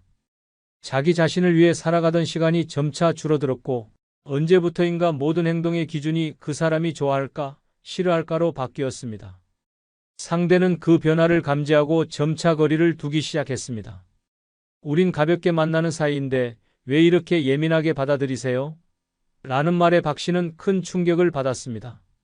그날 이후로 박 씨는 불면과 식욕 저하를 겪었고 결국 정신과 진료를 받게 되었습니다. 박 씨는 눈물을 흘리며 이런 말을 남겼습니다. 난 그 사람이 있어서 외롭지 않다고 믿었는데 사실은 그 사람 때문에 더 외로워졌던 거였어요. 박 씨는 지금 다시 혼자의 일상으로 돌아가기 위해 노력 중입니다. 정기적으로 상담을 받고 다시 그림을 그리며 마음을 다잡고 있지만 그 깊이 파였던 감정의 상처는 쉽게 아물지 않는다고 합니다. 외로움을 덜어주길 바랐던 사랑이 오히려 외로움을 증폭시킨다는 것. 이것이 노년의 이성을 사랑할 때 반드시 생각해야 할 현실입니다. 사랑은 삶을 채우는 힘이 될 수도 있지만 그 감정의 방향을 잘못 잡으면 그 어떤 외로움보다 더 큰 상처로 돌아옵니다. 박춘자 씨의 이야기처럼 말입니다. 여러분 혹시 배우자를 먼저 보내고 혼자 지내시면서 마음 한구석이 허전하신 적 있으신가요? 자식들은 바쁘고 친구들과 만나도 뭔가 채워지지 않는 그 공허한 말입니다. 그런 외로움 때문에 새로운 인연을 찾고 싶다는 생각이 드는 것은 자연스러운 일입니다. 하지만 60대가 넘어서 이성에 집착하게 되면 예상치 못한 위험들이 기다리고 있습니다. 많은 분들이 이런 사실을 모르고 계시죠? 오늘은 노년의 이성에 집착하면 안 되는 5가지 중요한 이유를 말씀드리겠습니다. 이 내용을 알고 나시면 어떤 선택을 해야 할지 분명해지실 겁니다. 구독과 좋아요 누르시면 시작하겠습니다. 노년의 이성에 집착하면 절대 안 되는 첫 번째 이유는 젊은 시절과 완전히 다른 몸과 마음의 상태를 받아들이지 못하기 때문입니다. 99%의 노인들이 이 사실을 깨닫지 못해 비참하게 망합니다. 60대가 넘어서도 30대처럼 이성에 열광하는 분들을 보면 정말 안타까울 지경입니다. 이런 착각에 빠지면 노년이 지옥으로 변합니다. 현실을 무시하고 과거의 환상에 사로잡혀 살다가 전 재산을 잃고 가족에게 버림받고 건강까지 망가뜨리는 끔찍한 결말만 기다리고 있습니다. 이 진실을 지금 당장 받아들이지 않으면 인생 마지막까지 고통받게 될 것입니다. 가장 잔혹한 현실은 신체적 변화입니다. 아무리 부정해도 소용없습니다. 60대가 넘으면 몸은 이미 돌이킬 수 없이 늙어버렸습니다. 피부는 거칠어지고 주름투성이가 되었고 체형은 무너졌으며 모든 신체 기능이 급격히 저하됩니다. 그런데도 젊은 시절의 이성관계를 꿈꾸는 것은 완전한 망상입니다. 현실과 환상의 괴리가 클수록 더 깊은 절망에 빠지게 됩니다. 더 충격적인 것은 정신적 변화입니다. 나이가 들면 이성에 대한 욕구와 관심이 자연스럽게 감소합니다. 이것은 정상적인 노화 과정인데 억지로 젊은 시절의 감정을 되살리려고 하면 정신적 혼란에 빠집니다. 자신이 비정상적이라고 자책하거나 반대로 무리한 노력으로 몸과 마음을 혹사시키게 됩니다. 결국 우울증이나 불안장애 같은 정신질환으로 발전할 가능성이 매우 높습니다. 건강 파괴는 더욱 심각합니다.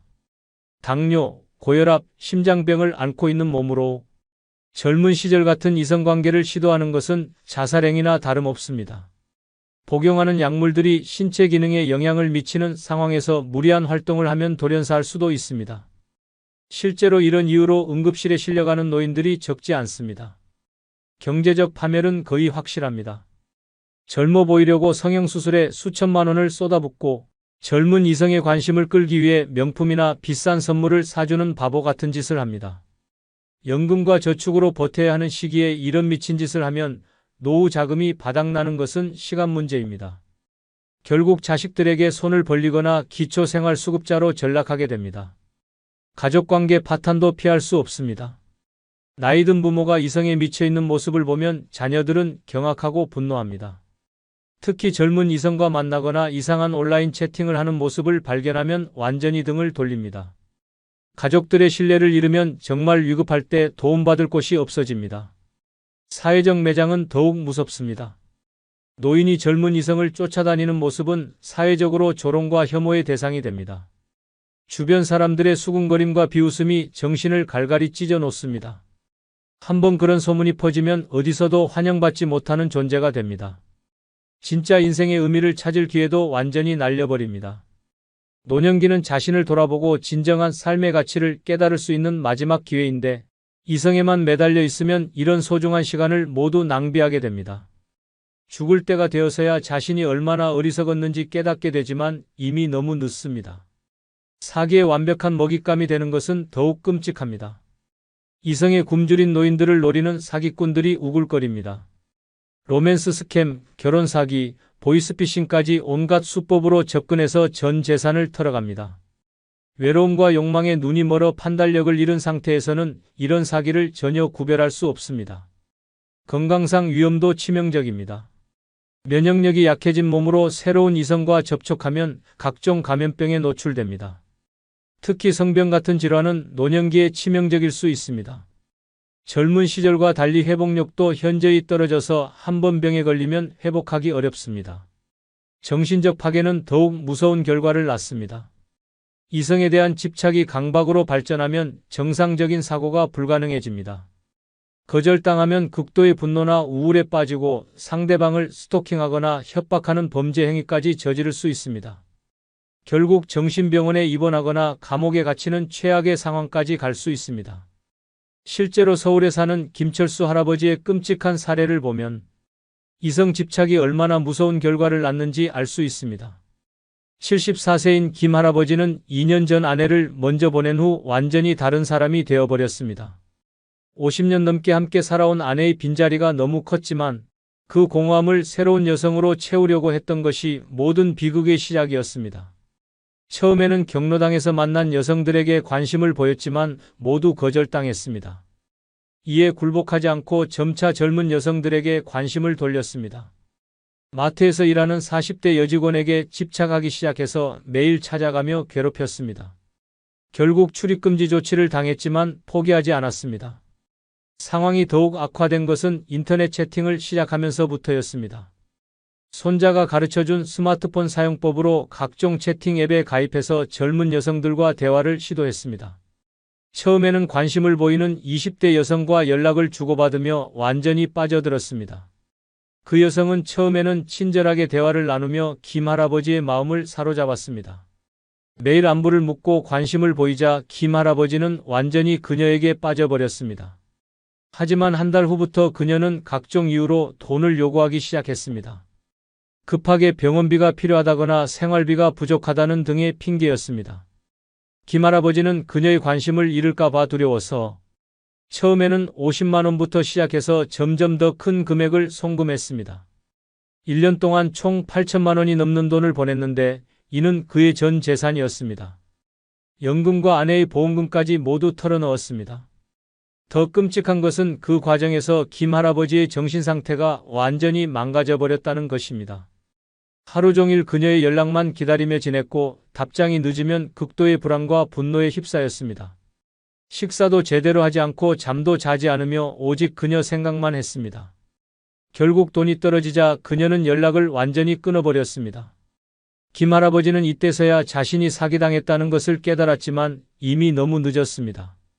전 재산을 잃었을 뿐만 아니라 정신적 충격으로 심각한 우울증에 빠졌습니다. 자살을 시도하기까지 해서 가족들이 응급실로 데려갔습니다.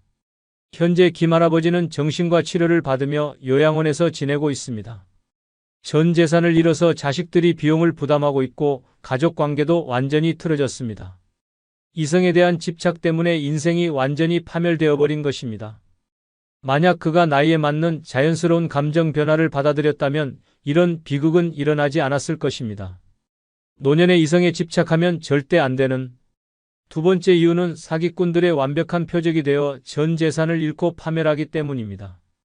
믿기 어렵겠지만 이성에 굶주린 노인들을 노리는 사기꾼들이 전국에 수만 명이나 활동하고 있습니다. 이들은 노인의 외로움과 이성에 대한 갈망을 이용해 치밀하게 계획된 함정을 파놓습니다. 한 번 걸려들면 100% 전 재산을 잃습니다. 예외는 없습니다. 더 끔찍한 것은 돈만 잃는 게 아니라 정신까지 완전히 망가져서 폐인이 되어버린다는 사실입니다. 지금 이 순간에도 수많은 노인들이 이런 사기에 당해 비참하게 몰락하고 있습니다. 로맨스 스캠이라고 불리는 이 사기는 노인들을 완전히 파멸시키는 가장 악랄한 범죄입니다. 사기꾼들은 심리학을 완벽하게 연구해서 노인들의 약점을 정확히 파고듭니다. 외로움, 인정받고 싶은 욕구, 젊음에 대한 그리움, 이성에 대한 갈망까지 모든 것을 이용합니다. 마치 전문적인 연극배우처럼 완벽한 연기를 통해 노인들을 속입니다. 가장 무서운 것은 이들의 수법이 갈수록 정교해지고 있다는 점입니다. 예전처럼 단순한 문자나 전화만 하는 게 아닙니다. 가짜 프로필 사진을 만들고 허위 신분을 조작하고 심지어 음성 변조 기술까지 사용해서 젊은 여성인 것처럼 속입니다.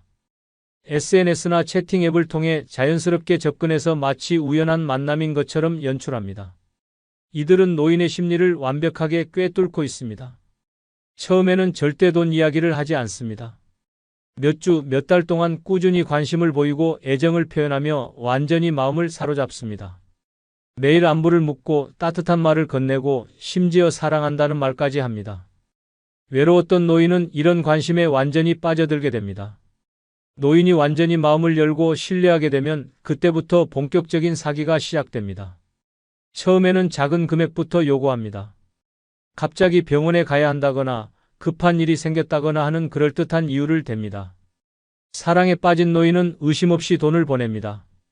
그러면 고마워하며 더욱 애정 표현을 늘립니다. 이런 과정이 반복되면서 요구하는 금액은 점점 커집니다. 가족이 위독하다, 사업에 문제가 생겼다, 빚을 갚아야 한다는 등 더욱 절박한 상황을 연출합니다. 노인은 사랑하는 사람을 도와야 한다는 생각에 연금, 저축, 심지어 집까지 팔아서 돈을 보냅니다. 수천만 원, 수억 원까지 털리는 경우도 흔합니다. 가장 잔혹한 것은 돈을 다 털어낸 후의 상황입니다. 더 이상 뜯어낼 것이 없다고 판단되면 사기꾼들은 완전히 자취를 감춥니다. 연락이 끊어지고 모든 계정이 삭제되고 마치 그런 사람이 존재하지 않았던 것처럼 사라져버립니다. 그제서야 노인은 자신이 사기당했다는 현실을 깨닫게 됩니다. 이때의 충격은 상상을 초월합니다. 전 재산을 잃은 경제적 타격도 크지만 정신적 충격은 더욱 치명적입니다.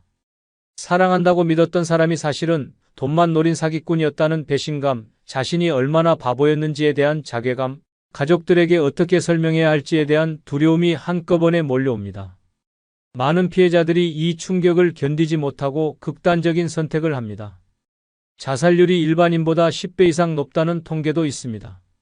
살아남더라도 심각한 우울증이나 치매로 발전하는 경우가 대부분입니다. 정신적 충격으로 인한 스트레스가 뇌 기능을 급격히 악화시키기 때문입니다. 가족관계 파탄도 피할 수 없습니다. 자식들은 부모가 어떻게 그런 뻔한 사기에 당할 수 있었는지 이해하지 못합니다. 분노하고 실망하며 결국 등을 돌립니다. 경제적 지원도 끊어지고 정신적 지지도 받을 수 없게 됩니다. 완전히 고립된 상태에서 혼자 고통을 감당해야 합니다. 사회적 매장도 따라옵니다. 로맨스 스캠 피해자라는 사실이 알려지면 주변 사람들의 시선이 차가워집니다. 동정보다는 조롱과 비웃음을 받게 됩니다. 나이가 들어서 철없이 그런 짓을 했다는 손가락질을 받으며 어디서도 환영받지 못하는 존재가 됩니다. 더욱 끔찍한 것은 이런 사기가 조직적으로 이루어진다는 점입니다. 개인이 단독으로 저지르는 범죄가 아니라 수십 명이 역할을 나누어 체계적으로 운영하는 거대한 범죄 조직입니다. 각자 맡은 역할이 있고 매뉴얼도 있고 심지어 교육까지 받습니다. 노인을 속이는 것이 하나의 산업으로 발달한 것입니다. 이들은 해외에 거점을 두고 활동하는 경우가 많아서 수사기관도 쉽게 잡아내지 못합니다. 설령 일부가 검거되더라도 이미 피해를 당한 후라서 돈을 되찾기는 거의 불가능합니다. 사기꾼들은 받은 돈을 즉시 해외로 송금하거나 다른 계좌로 분산시켜서 추적을 어렵게 만듭니다. 국제적인 범죄 조직도 개입되어 있습니다. 동남아시아나 아프리카의 범죄 조직들이 한국의 노인들을 표적으로 삼고 있습니다. 이들은 한국어를 유창하게 구사하는 현지인들을 고용하거나 한국에서 활동하던 사기꾼들을 스카우트해서 더욱 정교한 사기를 벌입니다. 기술의 발달로 사기 수법도 갈수록 진화하고 있습니다. 인공지능을 이용해서 가짜 음성을 만들어내거나 딥페이크 기술로 가짜 영상을 제작하기도 합니다. 실제로 존재하지 않는 사람의 프로필을 완벽하게 조작해서 마치 실제 인물인 것처럼 속입니다. 온라인 데이팅 사이트나 채팅 앱들도 이들의 주요 활동 무대입니다. 이런 플랫폼들이 늘어나면서 사기꾼들의 활동 범위도 더욱 넓어졌습니다. 노인들이 이런 앱들을 사용하는 경우가 증가하면서 피해도 급격히 늘어나고 있습니다. 실제로 대구에 사는 이영희 할머니의 참혹한 사례를 보면 로맨스 스캠이 얼마나 무서운지 알 수 있습니다. 68세인 이 할머니는 1년 전 남편을 먼저 보낸 후 극심한 외로움에 시달렸습니다. 자식들도 바빠서 자주 찾아오지 못하는 상황에서 혼자 지내는 시간이 너무나 힘들었습니다. 그러던 중 우연히 알게 된 채팅 앱에서 자신을 35세 사업가라고 소개하는 남성과 만나게 되었습니다. 그는 매일 안부를 묻고 따뜻한 말을 건네며 이 할머니의 마음을 사로잡았습니다. 외로웠던 할머니는 그의 관심에 완전히 빠져들었습니다. 3개월 동안 매일 대화를 나누며 정말 사랑에 빠졌다고 느꼈습니다. 그는 할머니를 누나라고 부르며 나이 차이는 문제가 되지 않는다고 말했습니다. 심지어 결혼까지 약속하며 새로운 인생을 함께 살자고 제안했습니다. 하지만 4개월째부터 상황이 바뀌기 시작했습니다. 그가 갑자기 사업에 문제가 생겨서 자금이 필요하다고 말했습니다. 은행에서 대출을 받으려고 하는데 보증금이 필요하다며 500만 원을 빌려달라고 요청했습니다. 사랑하는 사람을 돕고 싶었던 할머니는 주저없이 돈을 보냈습니다. 그 후로 각종 이유로 계속해서 돈을 요구했습니다. 사업 확장 자금, 세금 문제, 가족의 의료비 등 그럴듯한 핑계들이었습니다. 할머니는 연금, 적금, 심지어 남편의 사망보험금까지 모두 보냈습니다. 8개월 동안 총 1억 2천만 원을 송금했습니다. 더 이상 보낼 돈이 없다고 하자 그는 집을 담보로 대출을 받으라고 요구했습니다. 할머니가 망설이자 갑자기 태도가 180도 바뀌었습니다. 욕설을 퍼붓고 협박까지 했습니다. 그제서야 할머니는 자신이 사기당했다는 것을 깨달았습니다. 충격으로 실신해서 병원에 실려간 할머니는 심각한 우울증 진단을 받았습니다. 전 재산을 잃었을 뿐만 아니라 정신적 충격으로 거의 폐인 상태가 되었습니다. 자식들도 어머니의 행동을 이해하지 못해 관계가 완전히 틀어졌습니다. 현재 이 할머니는 자식들이 마련한 작은 원룸에서 기초생활수급비로 겨우 연명하고 있습니다. 정신과 치료를 받고 있지만 회복 전망은 밝지 않습니다. 이성에 대한 갈망 때문에 인생이 완전히 파멸되어 버린 것입니다. 만약 그녀가 나이에 맞는 현실적인 삶을 살았다면 이런 비극은 절대 일어나지 않았을 것입니다. 노년의 이성에 집착하면 절대 안 되는 세 번째 이유는 자녀들과의 관계가 완전히 파괴되어 진정으로 도움이 필요할 때 버림받게 되기 때문입니다. 상상하기조차 끔찍하지만 이성에 집착하는 부모를 본 자녀들은 100% 등을 돌립니다. 예외는 절대 없습니다. 자녀들이 보기에 나이든 부모가 이성에 미쳐있는 모습은 그야말로 추악하고 혐오스러운 광경입니다. 한번 이런 모습을 보인 순간 부모로서의 존경과 신뢰는 영원히 회복될 수 없습니다. 결국 인생의 마지막 순간에 혼자 쓸쓸히 죽어가는 비참한 결말만 기다리고 있을 뿐입니다. 지금 당장 정신을 차리지 않으면 자녀들에게 완전히 버림받는 끔찍한 미래가 기다리고 있습니다. 자녀들이 받는 충격은 상상을 초월합니다. 평생 존경해왔던 부모가 갑자기 젊은 이성을 쫓아다니거나 이상한 온라인 채팅에 빠져있는 모습을 발견했을 때의 그 경악과 실망감은 말로 표현할 수 없을 정도입니다. 마치 존경하던 영웅이 한순간에 추락하는 것을 보는 것과 같습니다. 부모에 대한 모든 신뢰와 존경심이 산산조각 나버립니다. 특히 젊은 이성과의 관계는 자녀들에게 극도의 수치심을 안겨줍니다. 친구들이나 동료들 사이에서 내 아버지가 젊은 여자와 사귄다더라, 내 어머니가 온라인에서 이상한 짓을 한다더라는 소문이 돌면 자녀들은 사회적으로 매장당합니다. 직장에서도 집중하기 어렵고 대인관계에서도 위축되며 심각한 경우 정신적 트라우마까지 생깁니다. 자녀들의 분노는 극에 달합니다. 평생 자신들을 키우고 교육시키기 위해 희생했다고 말해온 부모가 이제 와서 이런 추잡한 행동을 한다는 것에 대한 배신감이 하늘을 찌릅니다. 그동안 우리를 위해 희생했다는 것도 다 거짓말이었나라는 생각까지 들게 됩니다. 부모에 대한 모든 고마움과 사랑이 증오로 바뀝니다. 경제적 피해에 대한 우려도 극심합니다. 자녀들은 부모가 이성에게 돈을 퍼주거나 사기당할까 봐 전전긍긍합니다. 자신들이 상속받을 재산이 엉뚱한 곳에 낭비되는 것을 지켜볼 수만은 없습니다. 결국 부모의 재산 관리를 제한하거나 아예 격리시키는 극단적인 조치를 취하게 됩니다. 사회적 체면도 완전히 구겨집니다. 자녀들이 속한 사회에서 집안 망신이라는 낙인이 찍힙니다. 결혼을 앞둔 자녀가 있다면 상대방 집안에서 결혼을 반대할 수도 있습니다. 그런 집안과는 관계를 맺을 수 없다며 인연을 끊어버리는 경우도 허다합니다. 자녀들의 결혼 생활에도 악영향을 미칩니다. 며느리나 사위가 시부모나 장인장모의 행동을 알게 되면 극도로 불편해합니다. 가족 모임을 피하게 되고 심한 경우 이혼까지 요구하는 경우도 있습니다. 부모의 잘못된 행동 때문에 자녀의 가정이 파탄나는 것입니다. 손자, 손녀들에게도 끔찍한 영상향을 미칩니다. 할아버지나 할머니의 추잡한 모습을 본 아이들은 정신적 충격을 받습니다. 순수한 아이들에게 성적 호기심이나 잘못된 가치관을 심어줄 수 있습니다. 자녀들은 이를 방지하기 위해 아예 아이들과 조부모의 만남을 차단해버립니다. 자녀들의 사회생활도 엉망이 됩니다. 직장에서 동료들이 부모의 추잡한 행동에 대해 수군거리면 업무에 집중할 수 없습니다. 승진에도 악영향을 미치고 심한 경우 직장을 그만둬야 하는 상황까지 갈 수 있습니다. 부모 때문에 자녀의 인생이 완전히 망가지는 것입니다. 정신적 스트레스로 인한 자녀들의 건강 악화도 심각합니다.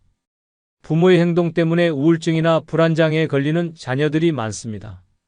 불면증, 신경성 위염, 고혈압 등 각종 질병이 생기기도 합니다. 부모를 돌봐야 하는 입장에서 오히려 자신이 병원 신세를 지게 되는 아이러니한 상황이 발생합니다. 가족 전체의 결속력도 완전히 파괴됩니다. 형제 자매들 사이에서도 부모 문제로 갈등이 생깁니다. 내가 더 관심을 가져야 했다, 왜 미리 막지 못했느냐며 서로를 원망합니다. 평생 화목했던 가족이 부모의 잘못된 행동 하나로 완전히 해체되어 버립니다. 자녀들의 교육관도 완전히 바뀝니다. 부모 공경이라는 전통적 가치관이 무너지고 자신의 아이들에게도 조부모를 무조건 따르지 말라고 가르치게 됩니다. 세대 간 전수되어야 할 가족의 가치관과 전통이 완전히 단절됩니다. 경제적 지원도 중단됩니다. 자녀들은 부모가 받는 용돈이나 생활비를 이성에게 퍼줄까봐 모든 지원을 끊어버립니다. 카드도 회수하고 통장도 관리하며 아예 경제적으로 고립시켜버립니다. 결국 부모는 최소한의 생활조차 어려워집니다. 가장 잔혹한 것은 정말 도움이 필요할 때 아무도 곁에 있어주지 않는다는 사실입니다. 병에 걸리거나 사고를 당했을 때, 진정으로 가족의 돌봄이 필요할 때 자녀들은 이미 등을 돌린 상태입니다. 혼자서 모든 것을 감당해야 하고 결국 쓸쓸히 죽어가게 됩니다. 요양원이나 요양병원에 버려지는 것도 시간 문제입니다.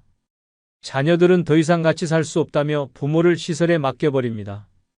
그것도 가장 열악한 곳으로 보내서 최소한의 의무만 다하려고 합니다. 면회도 거의 오지 않아서 완전히 고립된 상태로 남은 인생을 보내야 합니다. 실제로 인천에 사는 김병철 할아버지의 참혹한 사례를 보면 이성 집착이 가족 관계를 얼마나 파괴하는지 알 수 있습니다. 71세인 김 할아버지는 2년 전 아내를 먼저 보낸 후 심한 외로움에 시달렸습니다. 두 아들과 딸이 있었지만 각자 바쁜 생활 때문에 자주 찾아오지 못했습니다. 그러던 중 동네 마트에서 일하는 40대 여직원에게 관심을 보이기 시작했습니다. 매일 마트에 가서 불필요한 물건들을 사면서 그녀와 대화를 시도했습니다. 처음에는 친절하게 응대하던 그녀도 점차 부담스러워했지만 김 할아버지는 포기하지 않았습니다. 상황이 심각해진 것은 그녀에게 선물을 주기 시작하면서부터였습니다. 비싼 화장품, 명품 가방, 금목걸이 등을 사서 전해주려고 했습니다. 여직원이 거절하자 더욱 집착적으로 변했습니다. 마트 앞에서 몇 시간씩 기다리거나 퇴근길을 따라다니는 스토킹 행위까지 했습니다. 결국 마트에서 출입금지 조치를 당했지만 김 할아버지는 멈추지 않았습니다. 그녀의 집 주소를 알아내서 집 앞까지 찾아가 소란을 피웠습니다. 급기야 경찰까지 출동하는 사태가 벌어졌고 이 소식이 동네에 소문으로 퍼졌습니다. 첫째 아들이 이 사실을 알게 된 것은 동네 사람의 전화를 받고 나서였습니다. 아버지가 젊은 여자를 쫓아다니며 민폐를 끼치고 있다는 내용이었습니다. 충격을 받은 아들은 즉시 아버지를 찾아가 따졌지만 김 할아버지는 진짜 사랑이라며 전혀 잘못을 인정하지 않았습니다. 둘째 아들과 딸도 이 사실을 알게 되자 가족회의를 열었습니다. 형제들은 아버지의 행동에 경악했고 특히 딸은 아버지 얼굴을 볼 수가 없다며 울분을 터뜨렸습니다. 며느리들도 시아버지가 그런 사람인 줄 몰랐다며 극도로 불쾌해했습니다. 더 큰 문제는 김 할아버지가 그 여성에게 돈을 주려고 계속 시도한다는 것이었습니다. 통장에서 큰 돈을 인출하려고 하거나 집을 담보로 대출을 받으려고 했습니다. 자녀들은 경제적 피해를 막기 위해 아버지의 통장과 카드를 모두 회수했습니다. 김 할아버지는 자녀들의 조치에 분노했고 가족 간의 갈등은 극에 달했습니다. 내 돈을 왜 건드리느냐, 내 인생인데 왜 간섭하느냐며 고함을 쳤습니다. 심지어 자녀들을 상대로 소송을 걸겠다고 협박까지 했습니다. 자녀들의 사회생활도 큰 타격을 받았습니다. 첫째 아들은 직장에서 동료들의 수군거림을 견디지 못해 결국 사직했습니다. 딸은 시댁에서 그런 아버지를 둔 며느리는 받아들일 수 없다며 이혼을 종용받았습니다. 둘째 아들은 스트레스로 위궤양이 생겨 병원 신세를 지게 되었습니다. 손자 손녀들에게도 악영향이 미쳤습니다. 학교에서 내 할아버지가 이상한 사람이래라는 놀림을 받은 손자는 등교를 거부하기 시작했습니다. 순수했던 아이들이 할아버지에 대한 혐오감을 갖게 되었습니다. 결국 자녀들은 아버지와 완전히 연을 끊기로 결정했습니다. 안전을 위해 요양원에 입소시켰고 최소한의 생활비만 지원하기로 했습니다. 면회도 거의 가지 않고 전화 연락도 끊었습니다. 가족 사진에서도 아버지를 지워버렸습니다. 현재 김 할아버지는 외곽의 한 요양원에서 혼자 지내고 있습니다. 자녀들은 명절에도 찾아오지 않고 손자 손녀들도 할아버지의 존재를 모른 척합니다. 이성에 대한 집착 때문에 가족을 모두 잃어버린 것입니다. 만약 그가 나이에 맞는 품격 있는 삶을 살았다면 가족들의 사랑을 받으며 행복한 노년을 보낼 수 있었을 것입니다. 하지만 이제는 모든 것이 돌이킬 수 없는 상태가 되어버렸습니다. 노년의 이성에 집착하면 절대 안 되는 네 번째 이유는 건강이 급속도로 악화되어 돌이킬 수 없는 신체적 파멸을 맞게 되기 때문입니다. 절대 믿고 싶지 않겠지만 이성에 집착하는 노인들의 사망률이 일반 노인보다 3배 이상 높다는 충격적인 통계가 있습니다.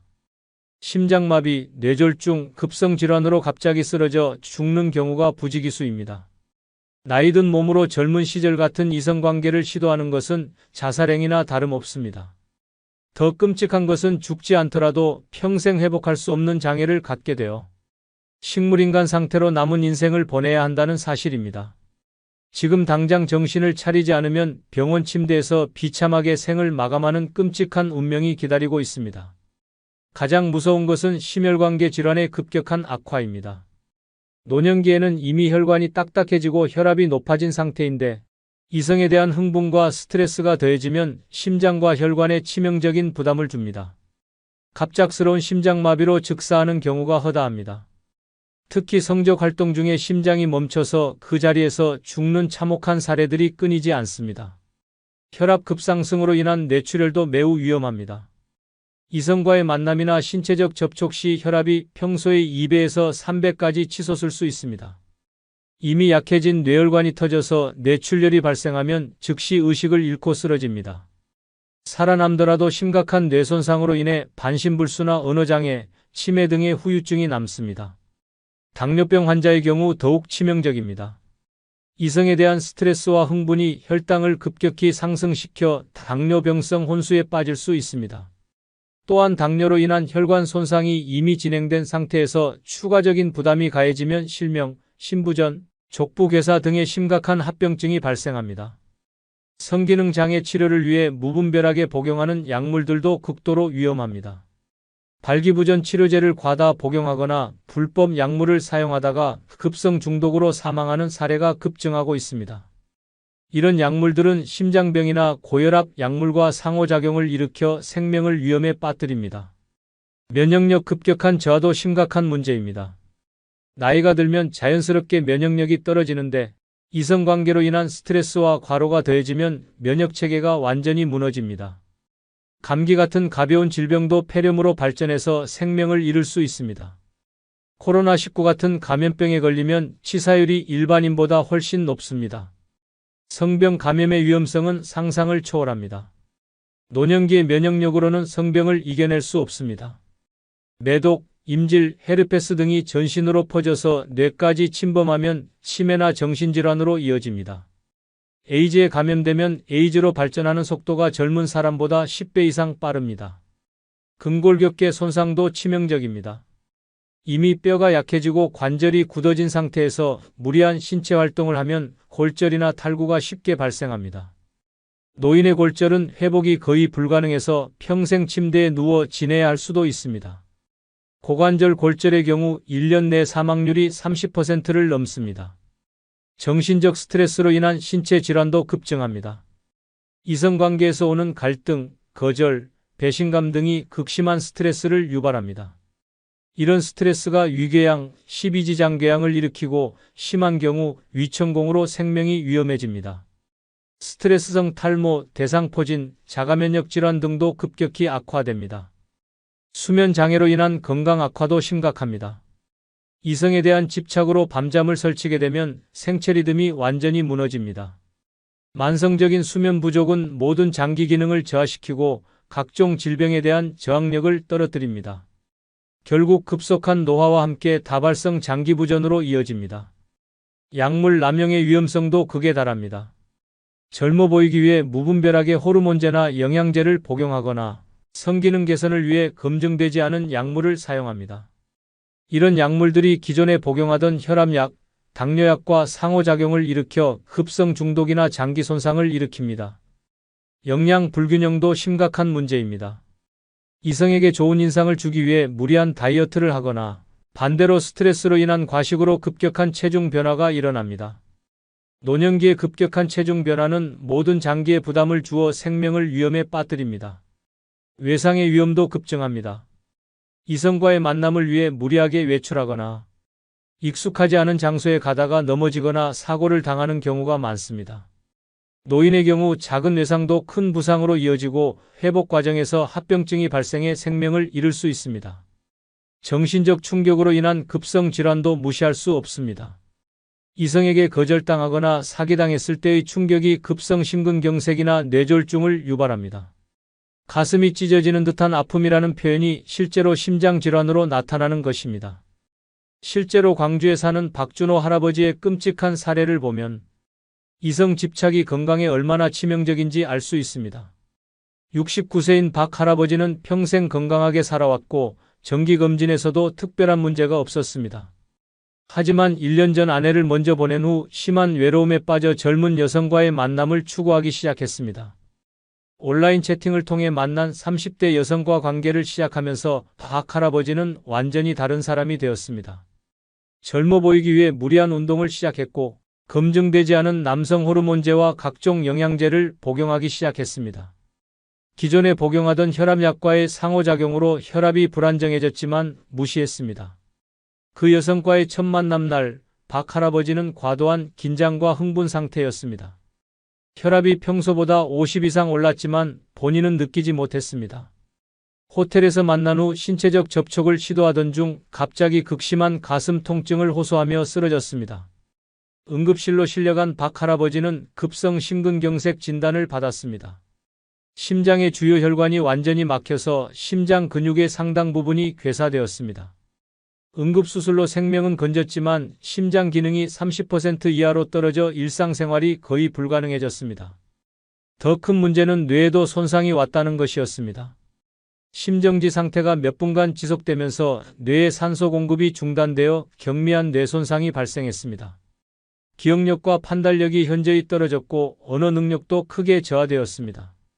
입원 중에도 문제는 계속되었습니다. 복용하던 남성 호르몬제의 부작용으로 간 기능이 급격히 악화되었습니다.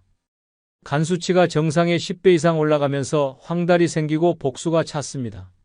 신장 기능도 동반 악화되어 투석을 받아야 하는 상황까지 갔습니다. 정신적 충격도 극심했습니다. 자신과 만나던 중에 쓰러진 사실을 알게 된 그 여성은 즉시 연락을 끊어버렸습니다. 병원비까지 요구하며 합의금을 달라고 협박했습니다. 이런 배신감과 수치심이 박 할아버지의 정신 상태를 더욱 악화시켰습니다. 회복 과정도 순탄하지 않았습니다. 심장 기능 저하로 인해 조금만 움직여도 숨이 차고 어지러웠습니다. 뇌 손상으로 인한 인지 기능 저하로 재활 치료도 제대로 받을 수 없었습니다. 간과 신장 기능 회복도 더뎠고 각종 합병증이 계속 발생했습니다. 현재 박 할아버지는 요양병원에서 반식물인간 상태로 지내고 있습니다. 대화는 가능하지만 기억력이 심하게 떨어져서 방금 전 일도 기억하지 못합니다. 심장 기능 저하로 인해 휠체어 없이는 이동할 수 없고 간헐적으로 투석도 받아야 합니다. 자녀들은 아버지의 상태에 절망했습니다. 건강했던 아버지가 한순간에 이렇게 된 것이 이성에 대한 집착 때문이라는 사실을 알고는 분노와 자책감에 시달리고 있습니다. 의료비도 천문학적으로 들어가서 가족 전체가 경제적 어려움을 겪고 있습니다. 의료진의 예우 판정도 절망적입니다. 심장과 뇌, 간, 신장이 모두 손상된 상태에서 회복 가능성은 거의 없다고 합니다. 남은 수명도 몇 년에 불과할 것으로 예상됩니다. 만약 박 할아버지가 나이에 맞는 건전한 생활을 했다면 건강하게 20년 이상 더 살 수 있었을 것입니다. 하지만 이성에 대한 잘못된 집착으로 인해 모든 것을 잃어버린 것입니다. 노년의 이성에 집착하면 절대 안 되는 5번째 이유는 진정한 노년의 가치와 삶의 목적을 완전히 놓치게 되어 의미 없는 삶을 살게 되기 때문입니다. 많은 분들이 깨닫지 못하고 있지만 노년기는 인생에서 가장 중요하고 소중한 시기입니다. 젊은 시절에는 할 수 없었던 깊은 성찰과 지혜의 완성, 진정한 자아 발견이 가능한 황금 같은 시간입니다. 하지만 이성에만 매달려 있으면 이런 소중한 기회를 모두 놓치게 됩니다. 결국 죽을 때까지 어리석고 공허한 삶을 살다가 아무런 의미도 남기지 못한 채 생을 마감하게 됩니다. 이것을 깨달으면 진정한 노년의 아름다움을 발견할 수 있습니다. 노년기는 인생의 완성기입니다. 젊은 시절에는 생존과 성공에만 집중했다면 이제는 진정한 삶의 의미를 찾을 수 있는 시기입니다. 오랜 인생 경험을 통해 쌓인 지혜를 정리하고 후세에 전할 수 있는 가치 있는 것들을 남길 수 있는 소중한 시간입니다. 하지만 이성에만 집착하면 이런 높은 차원의 성장 기회를 모두 놓치게 됩니다. 자아 성찰의 기회를 놓치게 됩니다. 노년기는 자신의 삶을 돌아보고 진정한 자아를 발견할 수 있는 마지막 기회입니다. 젊은 시절 바쁘게 살아오면서 미처 돌보지 못했던 내면의 목소리를 들을 수 있는 시간입니다. 하지만 이성관계에만 신경 쓰면 이런 깊이 있는 성찰을 할 수 없습니다. 겉으로 드러나는 욕망에만 매달려 있으면 내면의 성장은 불가능합니다. 지혜의 전수 기회도 놓치게 됩니다. 노년기는 평생 축적한 경험과 지혜를 젊은 세대에게 전해줄 수 있는 시기입니다. 인생의 선배로서 후배들에게 조언하고 가르쳐 줄 수 있는 것들이 많습니다. 하지만 이성에 집착하는 모습을 보이면 젊은 세대들이 존경하지 않게 됩니다. 지혜로운 어른이 아니라 철없는 노인으로 여겨져서 전수할 기회를 잃어버립니다. 정신적 성숙의 기회를 놓칩니다. 나이가 들수록 물질적인 것보다는 정신적인 것에 가치를 두게 되는 것이 자연스럽습니다. 명예, 돈, 외모보다는 내면의 평화와 만족을 추구하게 됩니다. 하지만 이성에 집착하면 오히려 퇴행하여 젊은 시절의 원시적인 욕구에 머물러 있게 됩니다. 정신적으로 성장하지 못하고 미성숙한 상태로 남게 됩니다. 인생의 정리 시간을 놓치게 됩니다. 노년기는 그동안의 삶을 정리하고 마무리할 수 있는 시간입니다. 미뤄두었던 일들을 마무리하고 관계를 정리하고 유산을 준비하는 등 인생의 마지막을 품격 있게 준비할 수 있습니다. 하지만 이성에만 매달려 있으면 이런 중요한 준비를 할 수 없습니다. 결국 정리되지 않은 채로 인생을 마감하게 됩니다.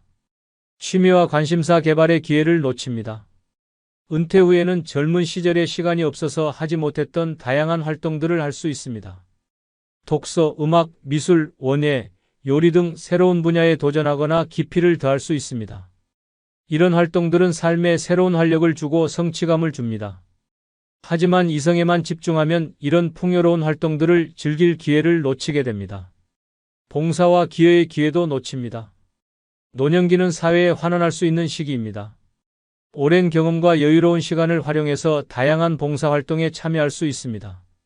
이런 활동은 자신에게 보람을 주고 사회에도 도움이 됩니다. 하지만 이성에만 관심이 있으면 이런 의미 있는 일들에 참여할 수 없습니다. 가족과의 진정한 유대감 형성 기회를 놓칩니다.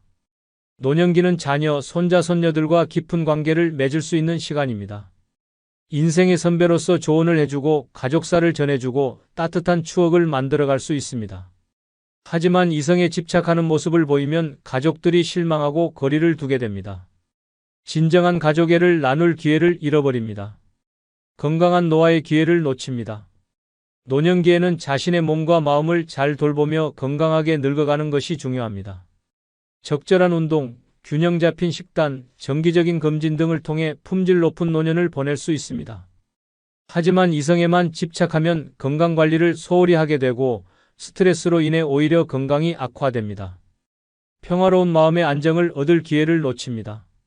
나이가 들수록 마음의 평화가 가장 중요해집니다. 젊은 시절의 격렬한 감정에서 벗어나 차분하고 안정된 정서 상태를 유지하는 것이 바람직합니다. 하지만 이성에 집착하면 질투, 불안, 욕망 등으로 마음이 혼란스러워집니다. 평생 찾아왔던 마음의 평화를 스스로 깨뜨리는 것입니다. 죽음에 대한 준비 기회를 놓칩니다. 노년기는 죽음을 자연스럽게 받아들이고 준비할 수 있는 시기입니다.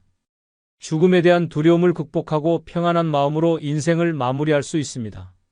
하지만 이성에만 매달려 있으면 죽음을 직시하지 못하고 현실을 도피하게 됩니다. 결국 준비되지 않은 상태로 죽음을 맞게 됩니다. 실제로 부산에 사시는 이정남 할아버지는 이런 깨달음을 통해 진정한 노년의 가치를 발견했습니다. 75세인 이 할아버지는 3년 전 아내를 먼저 보낸 후 한동안 이성에 대한 갈망에 빠져 있었습니다. 외로움을 달래기 위해 젊은 여성들과의 만남을 추구했지만 번번이 실패하고 상처만 받았습니다. 그러던 중 우연히 읽게 된 철학서를 통해 노년의 진정한 의미를 깨닫게 되었습니다. 이성에 대한 집착이 얼마나 무의미한 것인지, 그리고 자신이 놓치고 있는 소중한 것들이 무엇인지 알게 되었습니다. 그는 이성에 대한 관심을 내려놓고 진정한 자아 찾기에 집중하기로 결심했습니다. 먼저 자신의 인생을 돌아보는 시간을 가졌습니다. 젊은 시절부터 지금까지의 삶을 차근차근 정리하며 의미 있었던 순간들을 되새겼습니다. 실수와 후회도 받아들이고 성취와 보람도 인정했습니다. 이런 과정을 통해 자신의 삶이 결코 헛되지 않았다는 것을 깨달았습니다. 평생 관심이 있었지만 시간이 없어서 하지 못했던 서예를 시작했습니다. 처음에는 서툴렀지만 꾸준히 연습하면서 점차 실력이 향상되었습니다. 붓으로 글자를 쓰는 행위 자체가 명상과 같은 효과를 주어 마음이 평안해졌습니다. 이제는 지역사회 동호회에서 활동하며 다른 분들과 작품을 나누는 즐거움도 알게 되었습니다. 가족과의 관계도 새롭게 정립했습니다. 자녀들과 진솔한 대화를 나누며 그동안 표현하지 못했던 사랑을 전했습니다. 손자, 손녀들에게는 가족의 역사와 전통을 들려주며 정체성을 심어주었습니다. 이성에 집착할 때는 가족들이 부담스러워했지만 이제는 존경받는 가족의 어른이 되었습니다. 이 할아버지는 이제 매일이 의미 있고 보람차다고 말합니다. 이성에 집착할 때는 하루하루가 공허하고 답답했지만 진정한 가치를 찾은 후에는 할 일이 너무 많아서 시간이 부족할 정도입니다. 나이가 들어서야 비로소 인생의 참된 의미를 깨달았다고 합니다. 노년의 진정한 아름다움을 발견한 것입니다. 지금까지 노년의 이성에 집착하면 안 되는 5가지 이유를 말씀드렸습니다. 혹시 마음이 무거워지셨나요? 하지만 이런 현실을 미리 아는 것이 더 현명한 선택을 하는 데 도움이 됩니다. 외로움을 달래고 싶은 마음은 충분히 이해합니다. 하지만 그 방법이 꼭 새로운 이성과의 만남일 필요는 없습니다. 취미활동, 봉사, 가족과의 시간, 자기 개발 등 더 안전하고 의미 있는 방법들이 많이 있습니다. 나이에 맞는 자연스럽고 품격 있는 삶을 선택하시면 훨씬 더 평화롭고 행복한 노년을 보내실 수 있습니다. 오늘 영상이 여러분의 현명한 선택에 도움이 되었으면 좋겠습니다. 구독과 좋아요로 응원해 주시면 더 좋은 내용으로 찾아뵙겠습니다. 많은 공유도 해주시면 큰 복 받으실 겁니다.